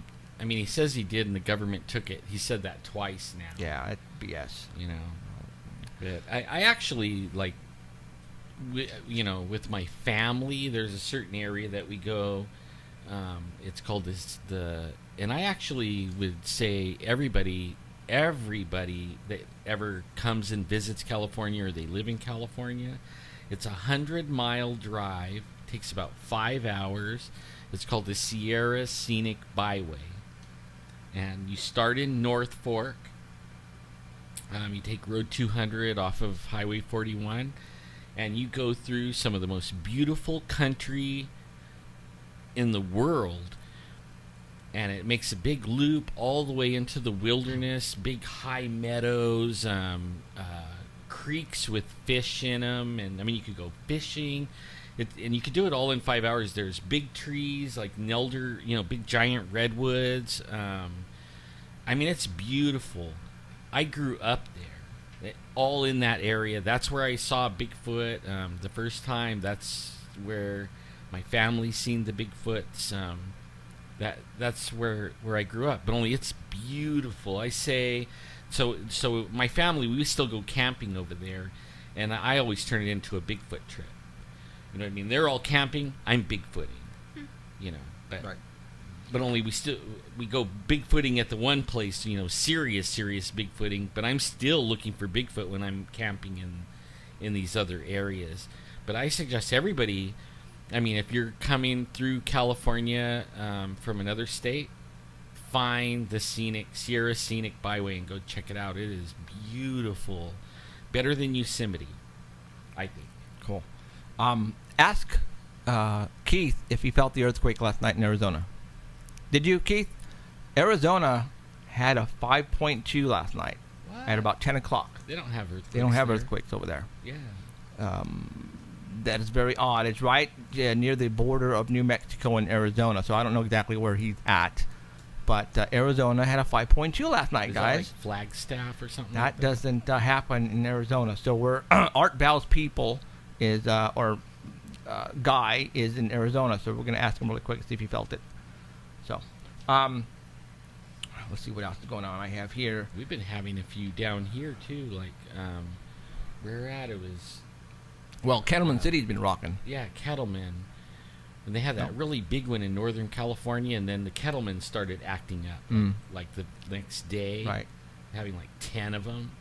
So, NBC, there's if you look on all the channels, all the networks right now, there's so many paranormal shows going on, and I think they're trying still to develop new shows because people cannot get enough of it. There's an NBC is developing a new series about an actual cop that hunts down supernatural criminals. So I can't wait for that one. That one should be a good one if once they start, that's still in development. The Marvel Avengers, and so, he thinks they're all bad guys. So that's going to be cool if once that comes out.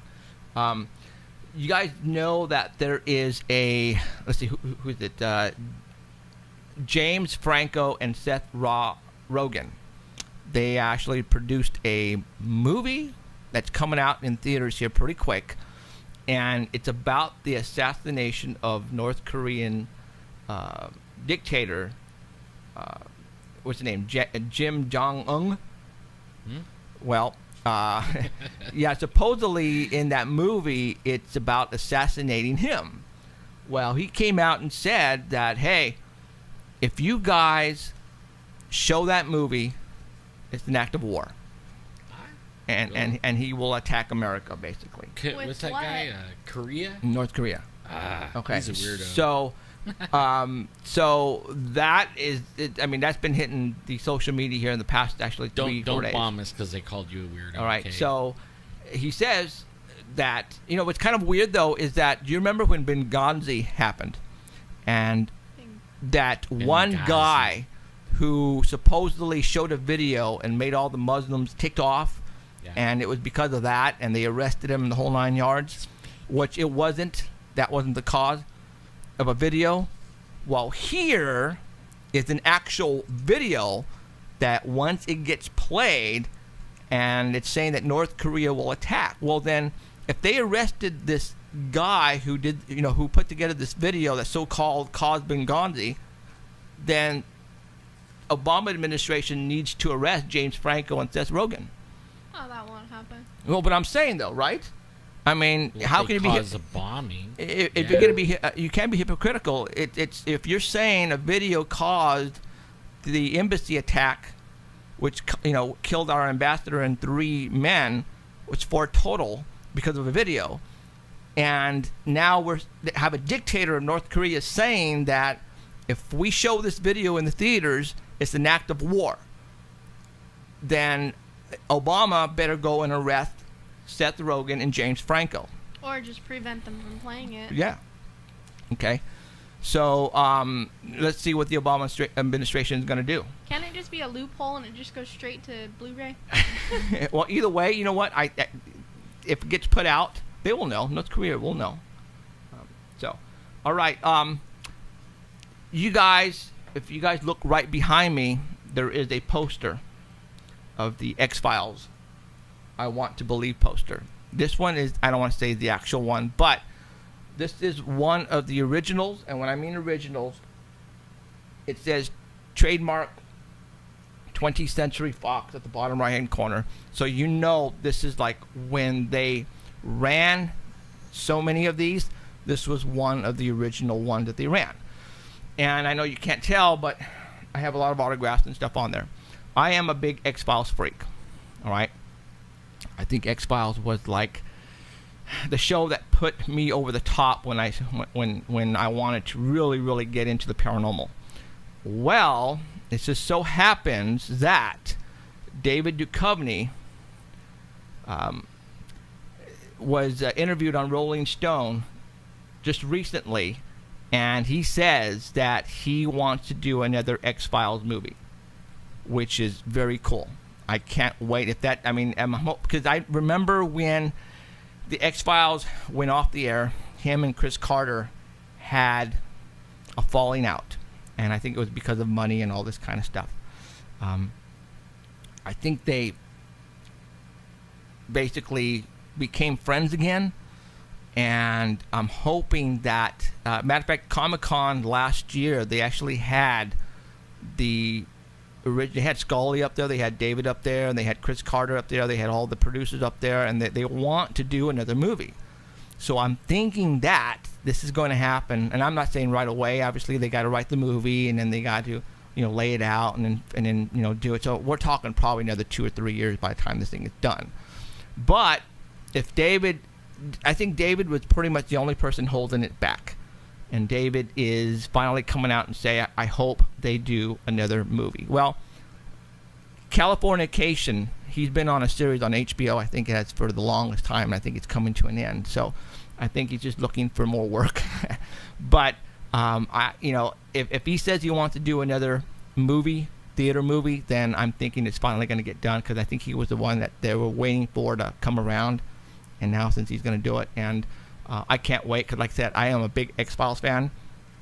You guys can't see this room. Well, I used to have a lot of stuff all over the place until I took it down. I put them away in boxes and tote boxes. But I'm a big X-Files fan. I like to say I have everything. I have a pinball machine right there by Emerald. And I have a lot of stuff put away. So, the lunch pail back here, I have everything. So I'm a big X-Files fan, and I can't wait for it to come out. And I'm hoping that it will come out here pretty soon. So, I'm going to show you guys real quick. Illuminati. There are a lot of signs on TV and in music videos of people who are really into the Illuminati, and you can tell by the logos and all of the what they wear, the props that they use for videos. Triangles, the all-seeing eye. One who uses it a lot, my girlfriend Katy Perry. She uses the Illuminati signal all over the place. And this just came over the wire this morning, and I'm going to show you guys it. You know that my wife, she showed me that picture this morning, and she's like, what does that mean? She had no idea. Married to me, and she doesn't even know what that means. I mean, that kind of shocked me, because... What are we looking at?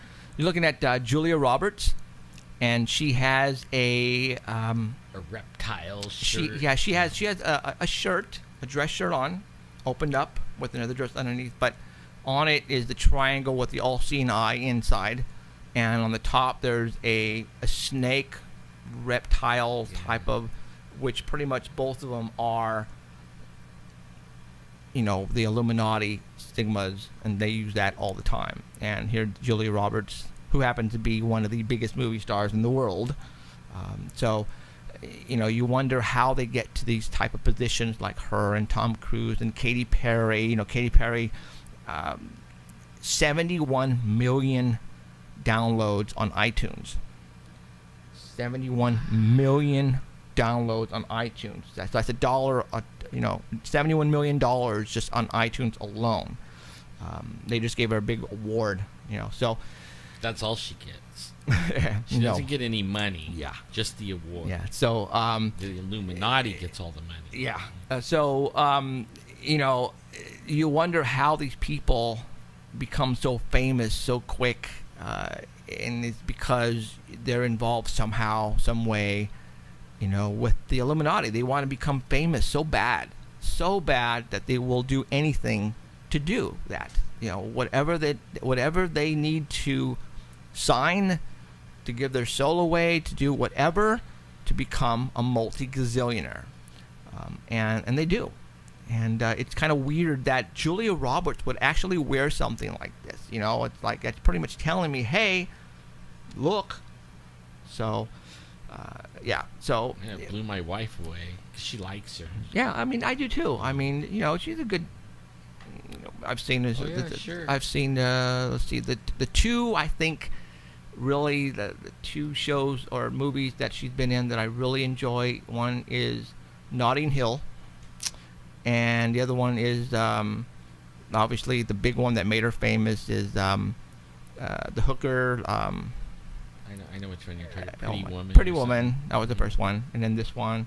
I think there's one more. I can't quite put the name on it, but there you go. So, all right. Let me go to here. Let me go to there. Yeah, she does this. She has this makeup line that. Oh yeah, Julie Roberts. Sell it on. They sell it like on infomercials. And my wife, man, she likes jewelry and makeup. I mean, like crazy. If you want to make her happy, it's like jewelry or makeup. and she bought some of that, and it goes on your bank card. Mm-hmm. I almost couldn't get it off of it. Because, I mean, every month we get a package on time, but so did the money come out of the bank on time, right? And I almost couldn't stop that. It was like put on automatic pilot, and forever I was going to have that, you know? And I stopped it, and I told her, don't ever buy the makeup like that again. You know, I might be super duper or whatever, but only, you know what? Forget it. You know, we don't need it every month. You know? So, all right, we got, 20 minutes? 20 minutes to go. Next weekend is 4th of July. We'll have a show Sunday because 4th of July is on a Friday, so we'll go ahead and do another show on Friday. I'm getting a couple of guests lined up. I have contacted, what happened is Bigfoot Wars with Thomas C. Howell. They pushed the movie back, and now it's getting closer to that release date. I'm still trying to get him to come on the air to do an interview with us on the air so we can talk Bigfoot, because I know he's a big Bigfoot freak. And we want him to go Bigfooting with us. Yes, and I think that will happen if he's not working, and hopefully before winter we'll get him out here with Brian James, the producer of Bigfoot Wars as well. And he owns us a costume, so I'm hoping that that soon we'll be able to see that, because we're still working on the Hollywood deal thing. We have something in the making right now with the executive producer. We're waiting for her deal to go through, and once that deal goes through, then I think we'll be pretty much set. Yeah. And I think we'll be doing what you guys all think that we will be doing. So, where hopefully within the next couple of weeks we will hear something from the executive producer, and hopefully she had signed that deal. It's a big deal, trust me. It's a big freaking deal. Yeah, just the number alone makes me pass out. Well, what's going to happen is the executive producer who we're talking about, she is right now what she's doing is she is putting together a massive deal in Hollywood that's worth $400 million. What? Yeah. What? And, yeah. No. Yeah, not to us. It is not to us, but she is putting together a $400 million deal right now. What? Yes. Yeah. We've already had meetings. When she said that number, we had meetings with her. It was like... But what's going to happen is she's getting a cut of that, because I think she's going to be the chief executive officer in that deal, and she is going to finance our project. Yay! So, which means, is that going towards the show plus the investigation team, or is that the whole thing? I mean, in order to do the show correctly, you have to have the team. You have to have the team and send the team out to bring back good video so we can show on the show. So all that is, So you're gonna send us out finally? Well, yeah. You know, it depends on the type of investigation to go. If we get a killer Bigfoot photo or Bigfoot video, we need you guys to go out there and see if it's legit or not. So we're going to send you guys out there. If there's a killer UFO, video or photograph that somebody took, well then we're going to send you out to go make sure this thing is the real deal. So I mean, the whole idea, even like some of the most haunted places in the world. I'd be perfectly fine with that. The whole idea is to show everybody what happened last week, what happened 2 weeks ago. That's the whole process. They're talking about something in chat that's interesting. There's a new show with Halle Berry. Oh, yeah. And she comes back pregnant. Mm-hmm. From space. Oh, yes. And she's all by herself, right? But she comes back pregnant. Like, what is it, the alien thing? Like, how did that lady get pregnant in Alien? Remember? I mean, she had an alien, like, bust out of her, Wasn't it? Like, what was her name? Isn't that how it came out? But not from her, though. Oh, it wasn't from her? Oh, no, it wasn't, huh? Because she fought him off. Well, how they get pregnant is they would, down their throats, put the eggs down that way. But yeah, I mean, I don't have TV anymore, so you guys know this more than me. I haven't seen this new show with Halle Berry in it, so I don't know. I'm not familiar with that show at all. I know of it, but I haven't seen it yet, so I couldn't tell Sigourney Weaver, she was the one. Yeah, but no, she survived at the very end because she's the one. See, and then that's what Jeff was watching when I came in. Prometheus. Prometheus. Yeah, Prometheus. Yep. I came in and Jeff was watching Prometheus. Yes, on HBO. With I don't know, Sigourney Weaver. Nope. No. Actually, this one doesn't. This is Charlize Theron. Charlene Theron. Charlie. Yeah. She's the only big actor on this one. But it was like the head was, I can fly this ship, But he was only a head. It was like the robot. Okay. Yeah, you got the robot. Fly this ship, dude. I want to see you do it. No. Okay. I never seen the movie. Okay. Right. No, actually, now they're thinking about, from what I heard on social media, is doing a Prometheus 2. So people are really excited about that. Okay. Well, all right. And now, who's Prometheus? The robot? I don't know. Oh, okay. I don't know. Yeah, that I couldn't tell you. It's just the name of the movie. Now, if there is, I don't know. You got me. It means something. I don't know what it means, but so. All right. Let me look. Yeah, I'll be checking on that one. I'll try to keep updated on that Halle Berry one. 'Cause that's interesting to me. There was something last night that was really interesting.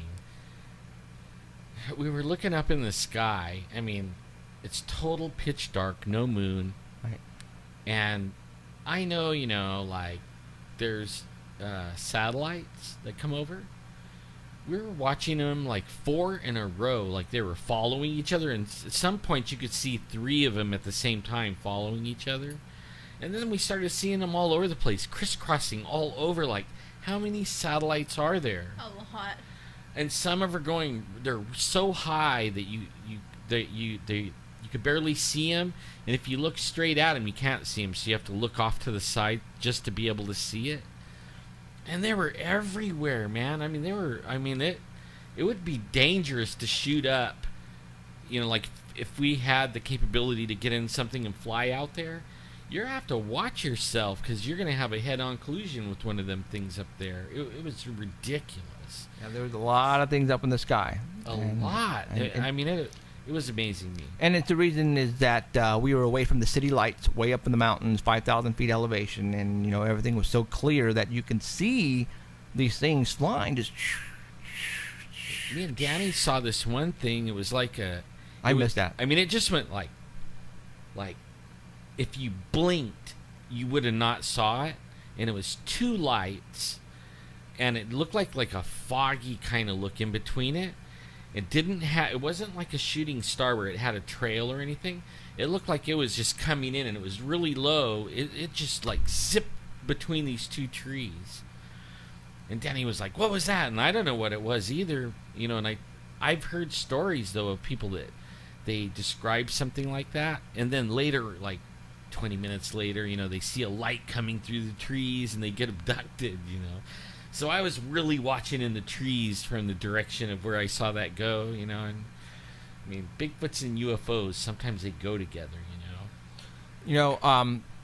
Last 2 weeks ago we were talking about those kids that are coming over the border, literally by the thousands. I found out on January the 25th or 29th, right around there, the Obama administration put out a call to contractors and asking them to come up with an idea on how to, when the Obama administration knew this was about to happen. So they put the word out in January for contractors to come up with a way of intercepting all these children that were about to be coming over the border. Like, how did the administration know this was about to start to happen? That's a good question. Okay, that what's telling me is that they were involved in putting all this together. But to this day, I still don't understand what's the purpose of all these children coming over. I came up with a couple of theories last week. Is it maybe voting? Is it maybe virus of getting a virus inputted into their system, and then I don't know. FEMA camps, obviously, from what I understand right now, they're putting all these kids in FEMA camps. And I saw a thing that a helicopter from Mexico came over and attacked the Border Patrol guy. Yeah, actually, the Mexican helicopter went on the United States side and shot at our Border Patrol agents. Isn't that an act of war? That is like a oops. That's like an act of war, though. We could go blow them up, right? If we wanted. I mean, that's the thing. If our administration wanted, that they're not. No, they don't want it. No. No, they. But only all the guns that the cartels have, we sold them. Those are our guns. Yeah. In fact, there's a guy on Facebook. I want to get him on the show. He used to do shows like on MSNBC and stuff like that, but he's a retired CIA guy, and he knows all about this Benghazi and gun running and all that stuff. And I like to get him on and talk to him, and let him tell his story, because I think it's an interesting story, and it is so timely right now, because they're trying to wash this stuff under the rug. They don't want everybody to talk about Benghazi. They don't want anybody to talk about anything about like the Stinger missiles that came up missing and all that. Man, I have a feeling some of those are here, and they're going to use them. And we were talking about that on yesterday, right? The supercell or whatever they call them, Muslim cells. The sleeper cells. Sleeper cells. Yes. So things have been quiet. Yeah. The United States, there's a disaster, and again, I'm not saying that we should have one, but it's been very, very quiet lately. And so don't be surprised if something happens here pretty soon. And I was even reading the Sandy Hook thing. They're coming out and saying it was fake. Right. Really? Mm-hmm. No. Yeah. It's not fake. No, they said it was fake. Who said it was fake? The government. There is. They said it was you know what? drill. I've been wanting to do a show on this. I've been doing a lot of research on the Sandy Hook. And the reason why I haven't been talking about it is because I want to make sure I get my facts straight. There are things that a lot of people don't know. Like, for example, when the shooting occurred, and you can look at all the other school shootings out there. When a school shooting occurs, it's an all call to all emergency personnel. Because when you're saying there are, literally many children down, then you're going to send ambulances, you're going to send helicopters, you're going to send all kinds of help.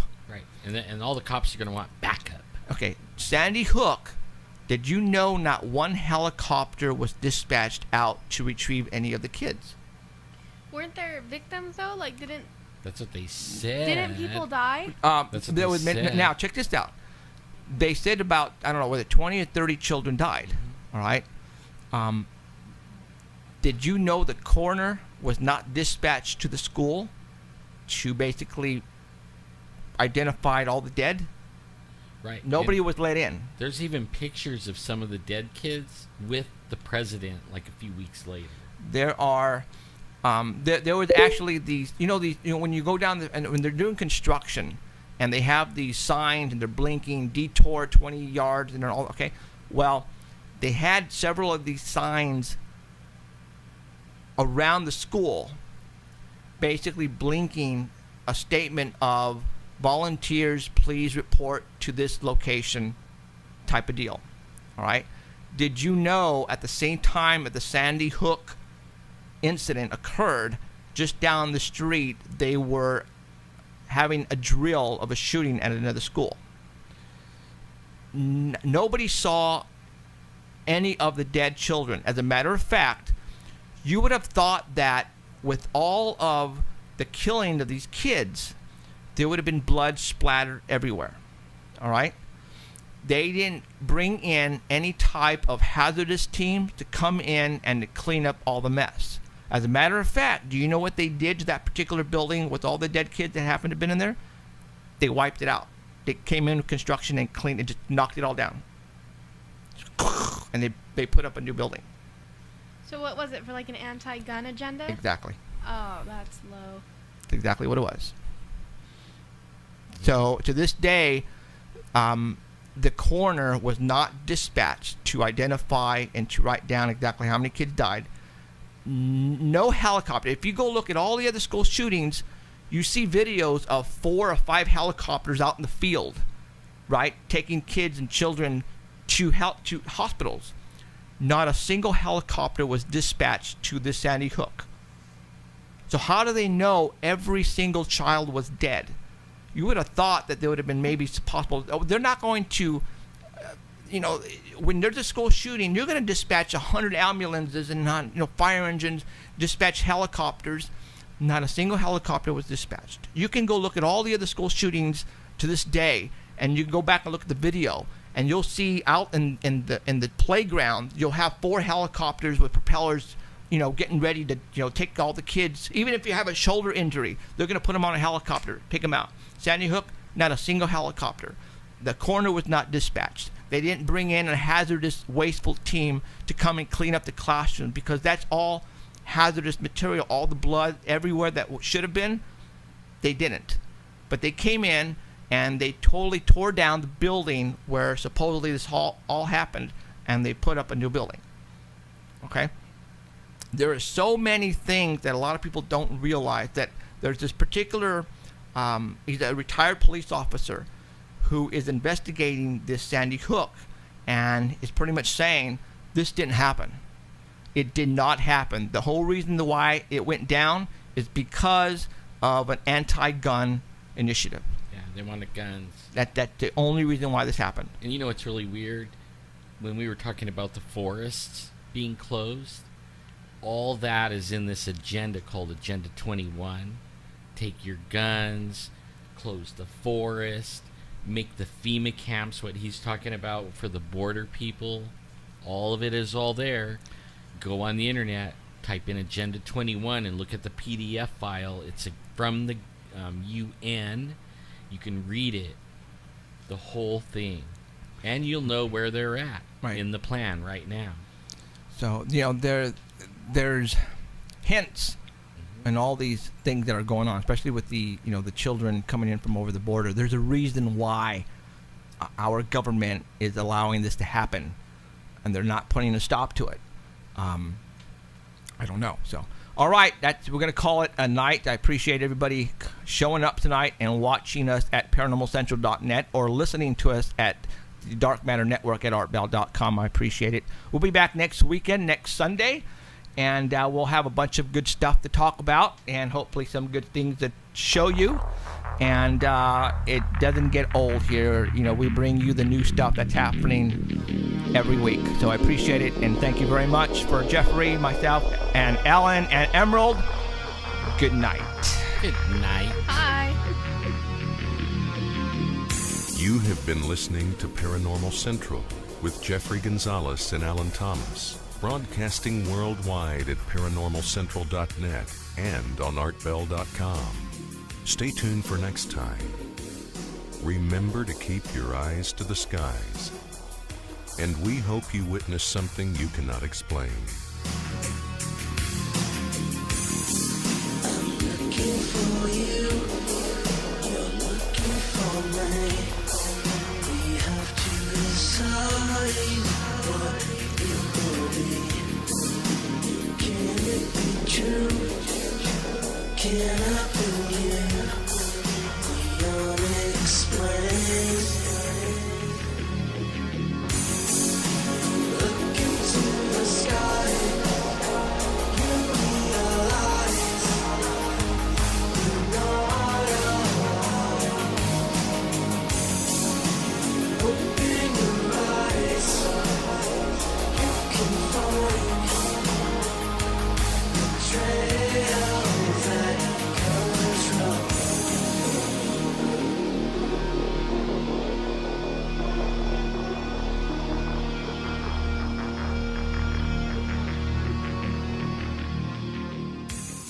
control. Pictures for today, and we are going to go to number 1, which I put it as Shaver number 1. What do we got? This is sent over from our friend Adrian Ramirez. He goes squatching with us on Memorial Day, and this is from a new mural that's up in Shaver Lake, California. This is off of 168. He said it's on the left-hand side near the Village Lodge. And the artist's name is Moral Carrera. And in the second picture is a picture of him and his girlfriend, Anna. And it was painted this week, like Wednesday and Thursday. And I don't know if it's done yet, but you can see it from the side of the road there. All right. Now, did you get to talk with Adrian at all on this?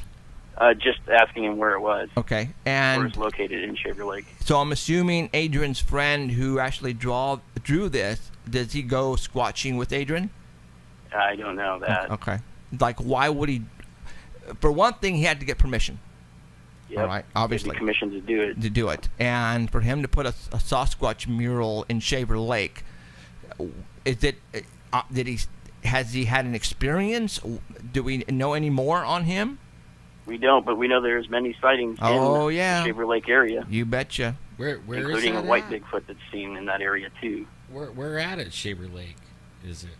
Usually around the lake. There was I put up a page a while ago of all the sightings listing in the Shaver Lake area, and one was by the two workers of Camp Edison there, who saw one run across the road while they were eating lunch and jump into the lake there and swim across it. I mean, where's the Jeffrey mural? got a report of somebody that had their camper. Yep. During the night, No, somebody was shaking their camper. Where's the mural at in Shaver? The mural's near the Village Lodge on 168. Oh, okay. And we also know that Finding Bigfoot had their town hall meeting at the community center that we went to in Shaver Lake. So how far is the community center from this mural? That I don't know, but at the time we had the largest turnout of a town hall meeting. It was standing room only, and that place was filled to capacity. Yeah, we set a record. Yeah. The first time they ever had that many people in a town hall. Very cool. So now, there is an interest in absolutely Bigfoot in the area up there, Shaver Lake. We've had many sightings reports from Shaver Lake, so yes, I can definitely agree with you on there. So, all right, let's go to picture number 3, what is a look like a diagram of height of a Sasquatch. Go for it. Yeah, this is something made by Ivan Leclerc, and he did a Bigfoot size chart.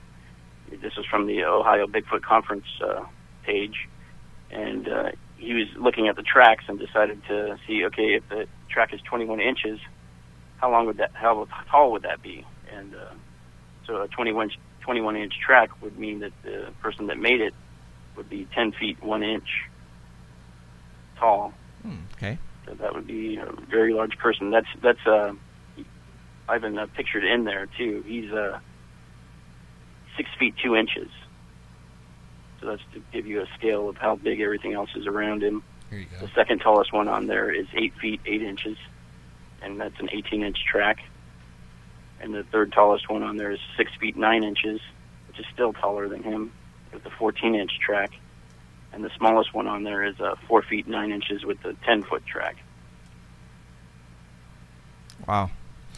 So that would give you an estimate of how big a creature falls to the ground, because he doesn't know what to do, and he's looking up and all he sees is the sky, and he's waiting to see whatever is behind him, and he doesn't see anything, and he's too scared to move.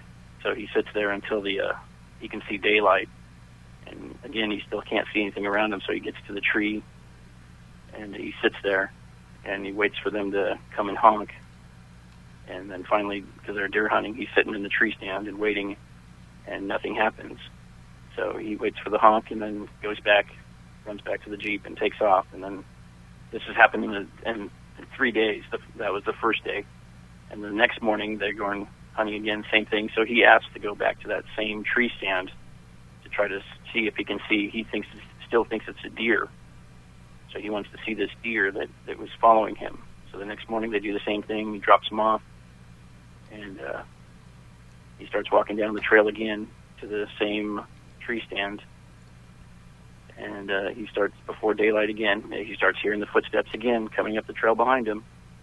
And they're getting louder again. And this time he thinks it's a person, not a deer, coming up. And he thinks that the person's going to the same tree stand that he's going to. And at the end of the trail, he stops, and he hears something behind him. So before he turns around, he decides to whistle to let the thing know that he's there. And as he puckered his lips, and he begins to turn around. He hears something that starts off like a whistle behind him. It gets louder and then turns into a lion/bear roar, and it screams behind him. And it takes all the air out of his lungs, and he could hear the trees vibrating around him, he says, and it echoes down the hollow that he was in. And he couldn't look, so he took off towards the tree stand, climbed up there and sat there. And the tree stand's about 15 feet high off the ground. He thinks whatever's behind him could like easily reach up there and grab him out of there. And as it got daylight, he never hears anything leave. So it's like still in the area, he thinks. So he's still afraid to leave, and he's sitting in the chair, and he says the tree is pretty thick. So as he's sitting there with the tree behind to his back, he doesn't think whatever's behind him can see him because the tree's so thick you can't see him sitting in the tree from behind. So he's sitting there, doesn't know what to do, too afraid to look around the tree, too afraid to get down. And he hears the truck come, and hears the guys honk for him. And still, he's not going to move. He said, I'm going to sit there, and I'm going to make them come and get me. Mm-hmm. So eventually, they finally get out of the truck and come down and pick him up. And he asked them if they heard the scream, and he said, yeah, we heard it, but we think it's just like a lion or a bear or something like that. Wait. A lion? Yeah. Oh, a mountain lion. Or a mountain lion, okay. A big cat. Right. Okay. Yeah, so, and they didn't know what it was, and then on the third day, they're still deer hunting, but this time he doesn't go to the tree stand. He's running some dogs that they had. This was his turn to run the dogs, and while the dogs were running up ahead of him, and he was running with the dogs, and he tried to cut the dogs off. And what he saw just ahead of him, was something black behind a tree, and he thought at first that it was a crow with his wings out. And he looked back up, and whatever it was now standing up. It was about 35 yards away, and it was standing up, and it was staring right at him. And he threw up his 12-gauge shotgun, hammered back, and then he lowered it because he remembered his grandfather telling him, never shoot at anything you're looking at if you find the tracks out in the forest. Yeah, that's about right. So if you find an 18-inch track out there, it's probably going to be an 8-footer that you're looking for. Wow. Or that's looking for you. That sounds about right. The other measurement that a lot of people don't hear about is the between the tracks. Like the stride. What you brought up the other day. There was a video, and the tracks were of the kids in the snow. Mm-hmm. Where was it? Russia.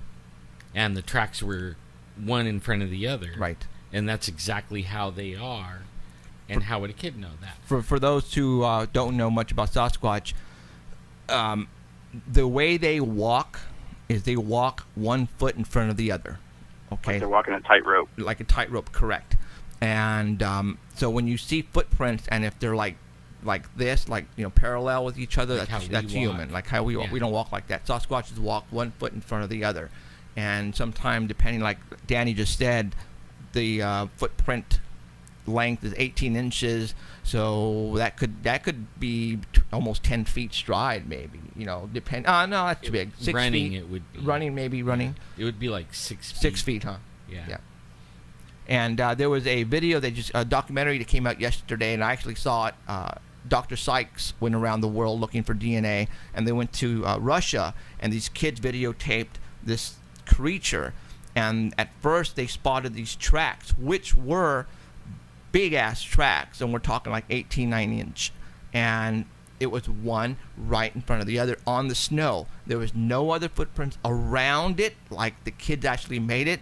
It was just one in front of the other. That, my friends, was 100% real.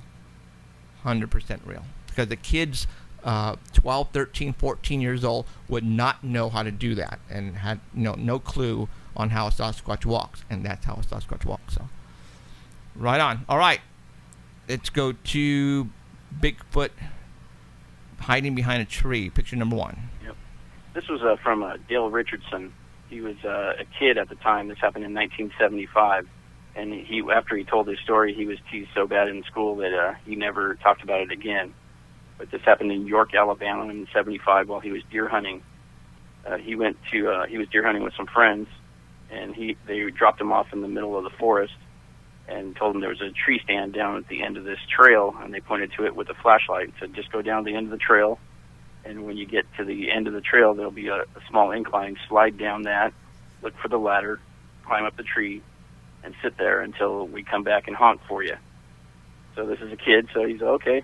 He walks down. He doesn't have anything to be scared of, so he's walking down the trail in the dark with his flashlight. And to the right, he sees just trees, and it's really thin, and just cones and tree stumps on the one side. And then on the left side, it's all brush, so he can't really see through it. So as he's walking down that trail, he starts to hear footsteps behind him. And the footsteps start getting closer, and he thinks it's a deer behind him. But it's off in the brush on the left, so he can't really see what's walking with him. He begins to walk faster, and the sound keeps up with him, and it starts getting louder and closer, and he could hear the foot scraping on the ground there. So his heart starts to beat a little faster, and he gets down to the end of the trail, and the thing is like right on top of him. He could hear it, but he can't see it. Excursion. We left about 6, got there about 8, and waited there until about 11, 12 o'clock and came back home. Nothing really happened. It was a quiet evening until we left the spot and was driving out. And Alan, what'd you hear? Because I didn't hear it. Him and Robert actually jumped out of their seats. They were on the passenger sides, and Danny, I was driving, and Danny was behind me. And Danny, did you hear anything? I didn't hear nothing. No, I didn't hear anything. I think they were smoking the crack, to be honest. But here or there. But no, they actually heard something because they both actually turned right at us, and Robert jumped up 2 feet. He goes, "Did you hear that?" And I hit the brakes, and literally, Alan, you said it was like literally right by the truck. It was right next to me. I mean, I was scared, looking for it. And Jeff's like, "Should I back up?" And I wasn't saying anything. No, I would turn to Alan and I go, "Alan, do you want me to back up?" And Alan was scared because it scared him. And my 30-06 was underneath the seat where I told them before we should take it out just in case. But I think at that point in time, if we would have had the FLIR, and if I would be, back up, turned off all the lights, and I think if this thing was literally right on the floor bottom where all the bushes are at, and all that heavy brush where it was probably at. It was right there. It was right there. We would have probably seen it in the FLIR. Next time when that happens, I think what I'm going to do is I'm going to have one of you guys drive, and you know what we got a freaking sit on the roof. You know what I was thinking, dude, is come up with in the back of the pickup, go buy some wrought iron fencing and build like a cage for me, and I can sit back there. No, I'm serious. I know you guys are laughing at me, and we'll feed you occasionally. Yeah. But you know what? It's just so that if it tries to get me, it's gonna take a little bit of time, and that way you can hit the gas and get the hell out of there, and I can take pop shots at it. Well, what I heard sounded pretty evil and scary. Yeah. And that's why when you said back up, I didn't say nothing. I was more like, go. I did. I was planning Alan. Well, see, the window was all the way down, too, so whatever was there, it could easily...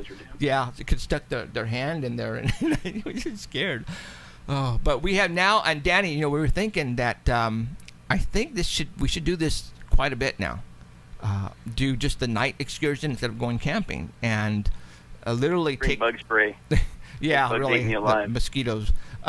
We could, I could just trick out the truck with literally fog lights and I think rims, DVR, with all the electronics and surveillance, and I think by driving around, I think we're gonna get something. And I will put like me an ice cream truck. Yeah, put me in the back in that cage with my 30-06, and let's go to town. So. All right, so that's some planning that we're going to have to do, and I think it's going to be really easy, though, because me and jigging stuff, I can do it. So, all right, the Squatch Report for June the 29th, 2014. Danny sent me over some pictures, and we also sent them over to the Dark Matter Network at artbell.com for those who are listening us And there you can go to the website at artbell.com right now and look at the Paranormal Central.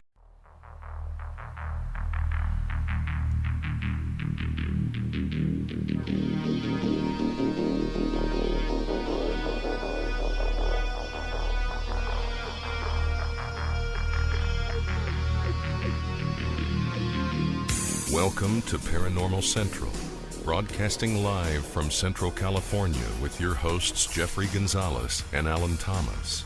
Broadcasting video worldwide at paranormalcentral.net and broadcasting audio on the Dark Matter Network at artbell.com. Are you ready to witness something that you cannot explain? I'm looking for you. You're looking for me. We have to decide what it will be. Can it be true? Can I believe the unexplained? Look into the sky. You realize you know I know. Open your eyes. You can find the trails that colors run. Hello, everyone. Welcome back to another episode of Paranormal Central. Coming to you live from Central California in the biggest, smallest city in the world, Fresno, California. Yep. Go ahead and make fun of us. I know. The butt of the jokes and all the movies and all the TV sitcoms. It's always Fresno this, Fresno that. But there's probably a reason for that. So. Hi, everybody. My name is Jeffrey Gonzalez. I am your host for Paranormal Central.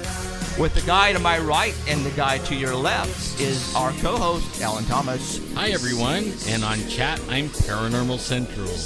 Right on. And manning the board in front of us that you can't see and you will probably never see, Emerald Bonilla. Hi. Thanks everybody for showing up tonight. Really appreciate it. We've got a lot of stuff we're going to talk about tonight.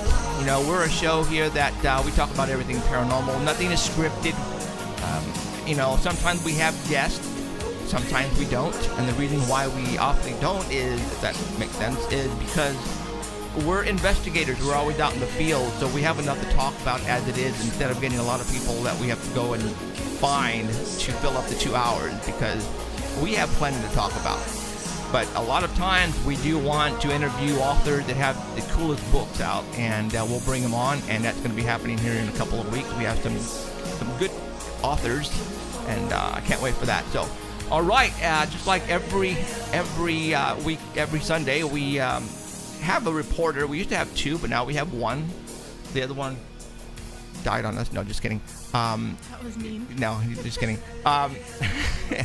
We have a Squatch report, and his name is Danny Valderrama. He is a Bigfoot geek, and he keeps us updated on what's going on with Bigfoot. And we're going to bring him on right now. Mr. Danny, are you out there? I am here. You're here. And alive and awake. Awake. That's the important part. Yeah. For all those who don't know, last night, obviously a lot of people don't know because we had top secret, sorry, I'm still sleeping myself, as we went squatching last night. And it was just a night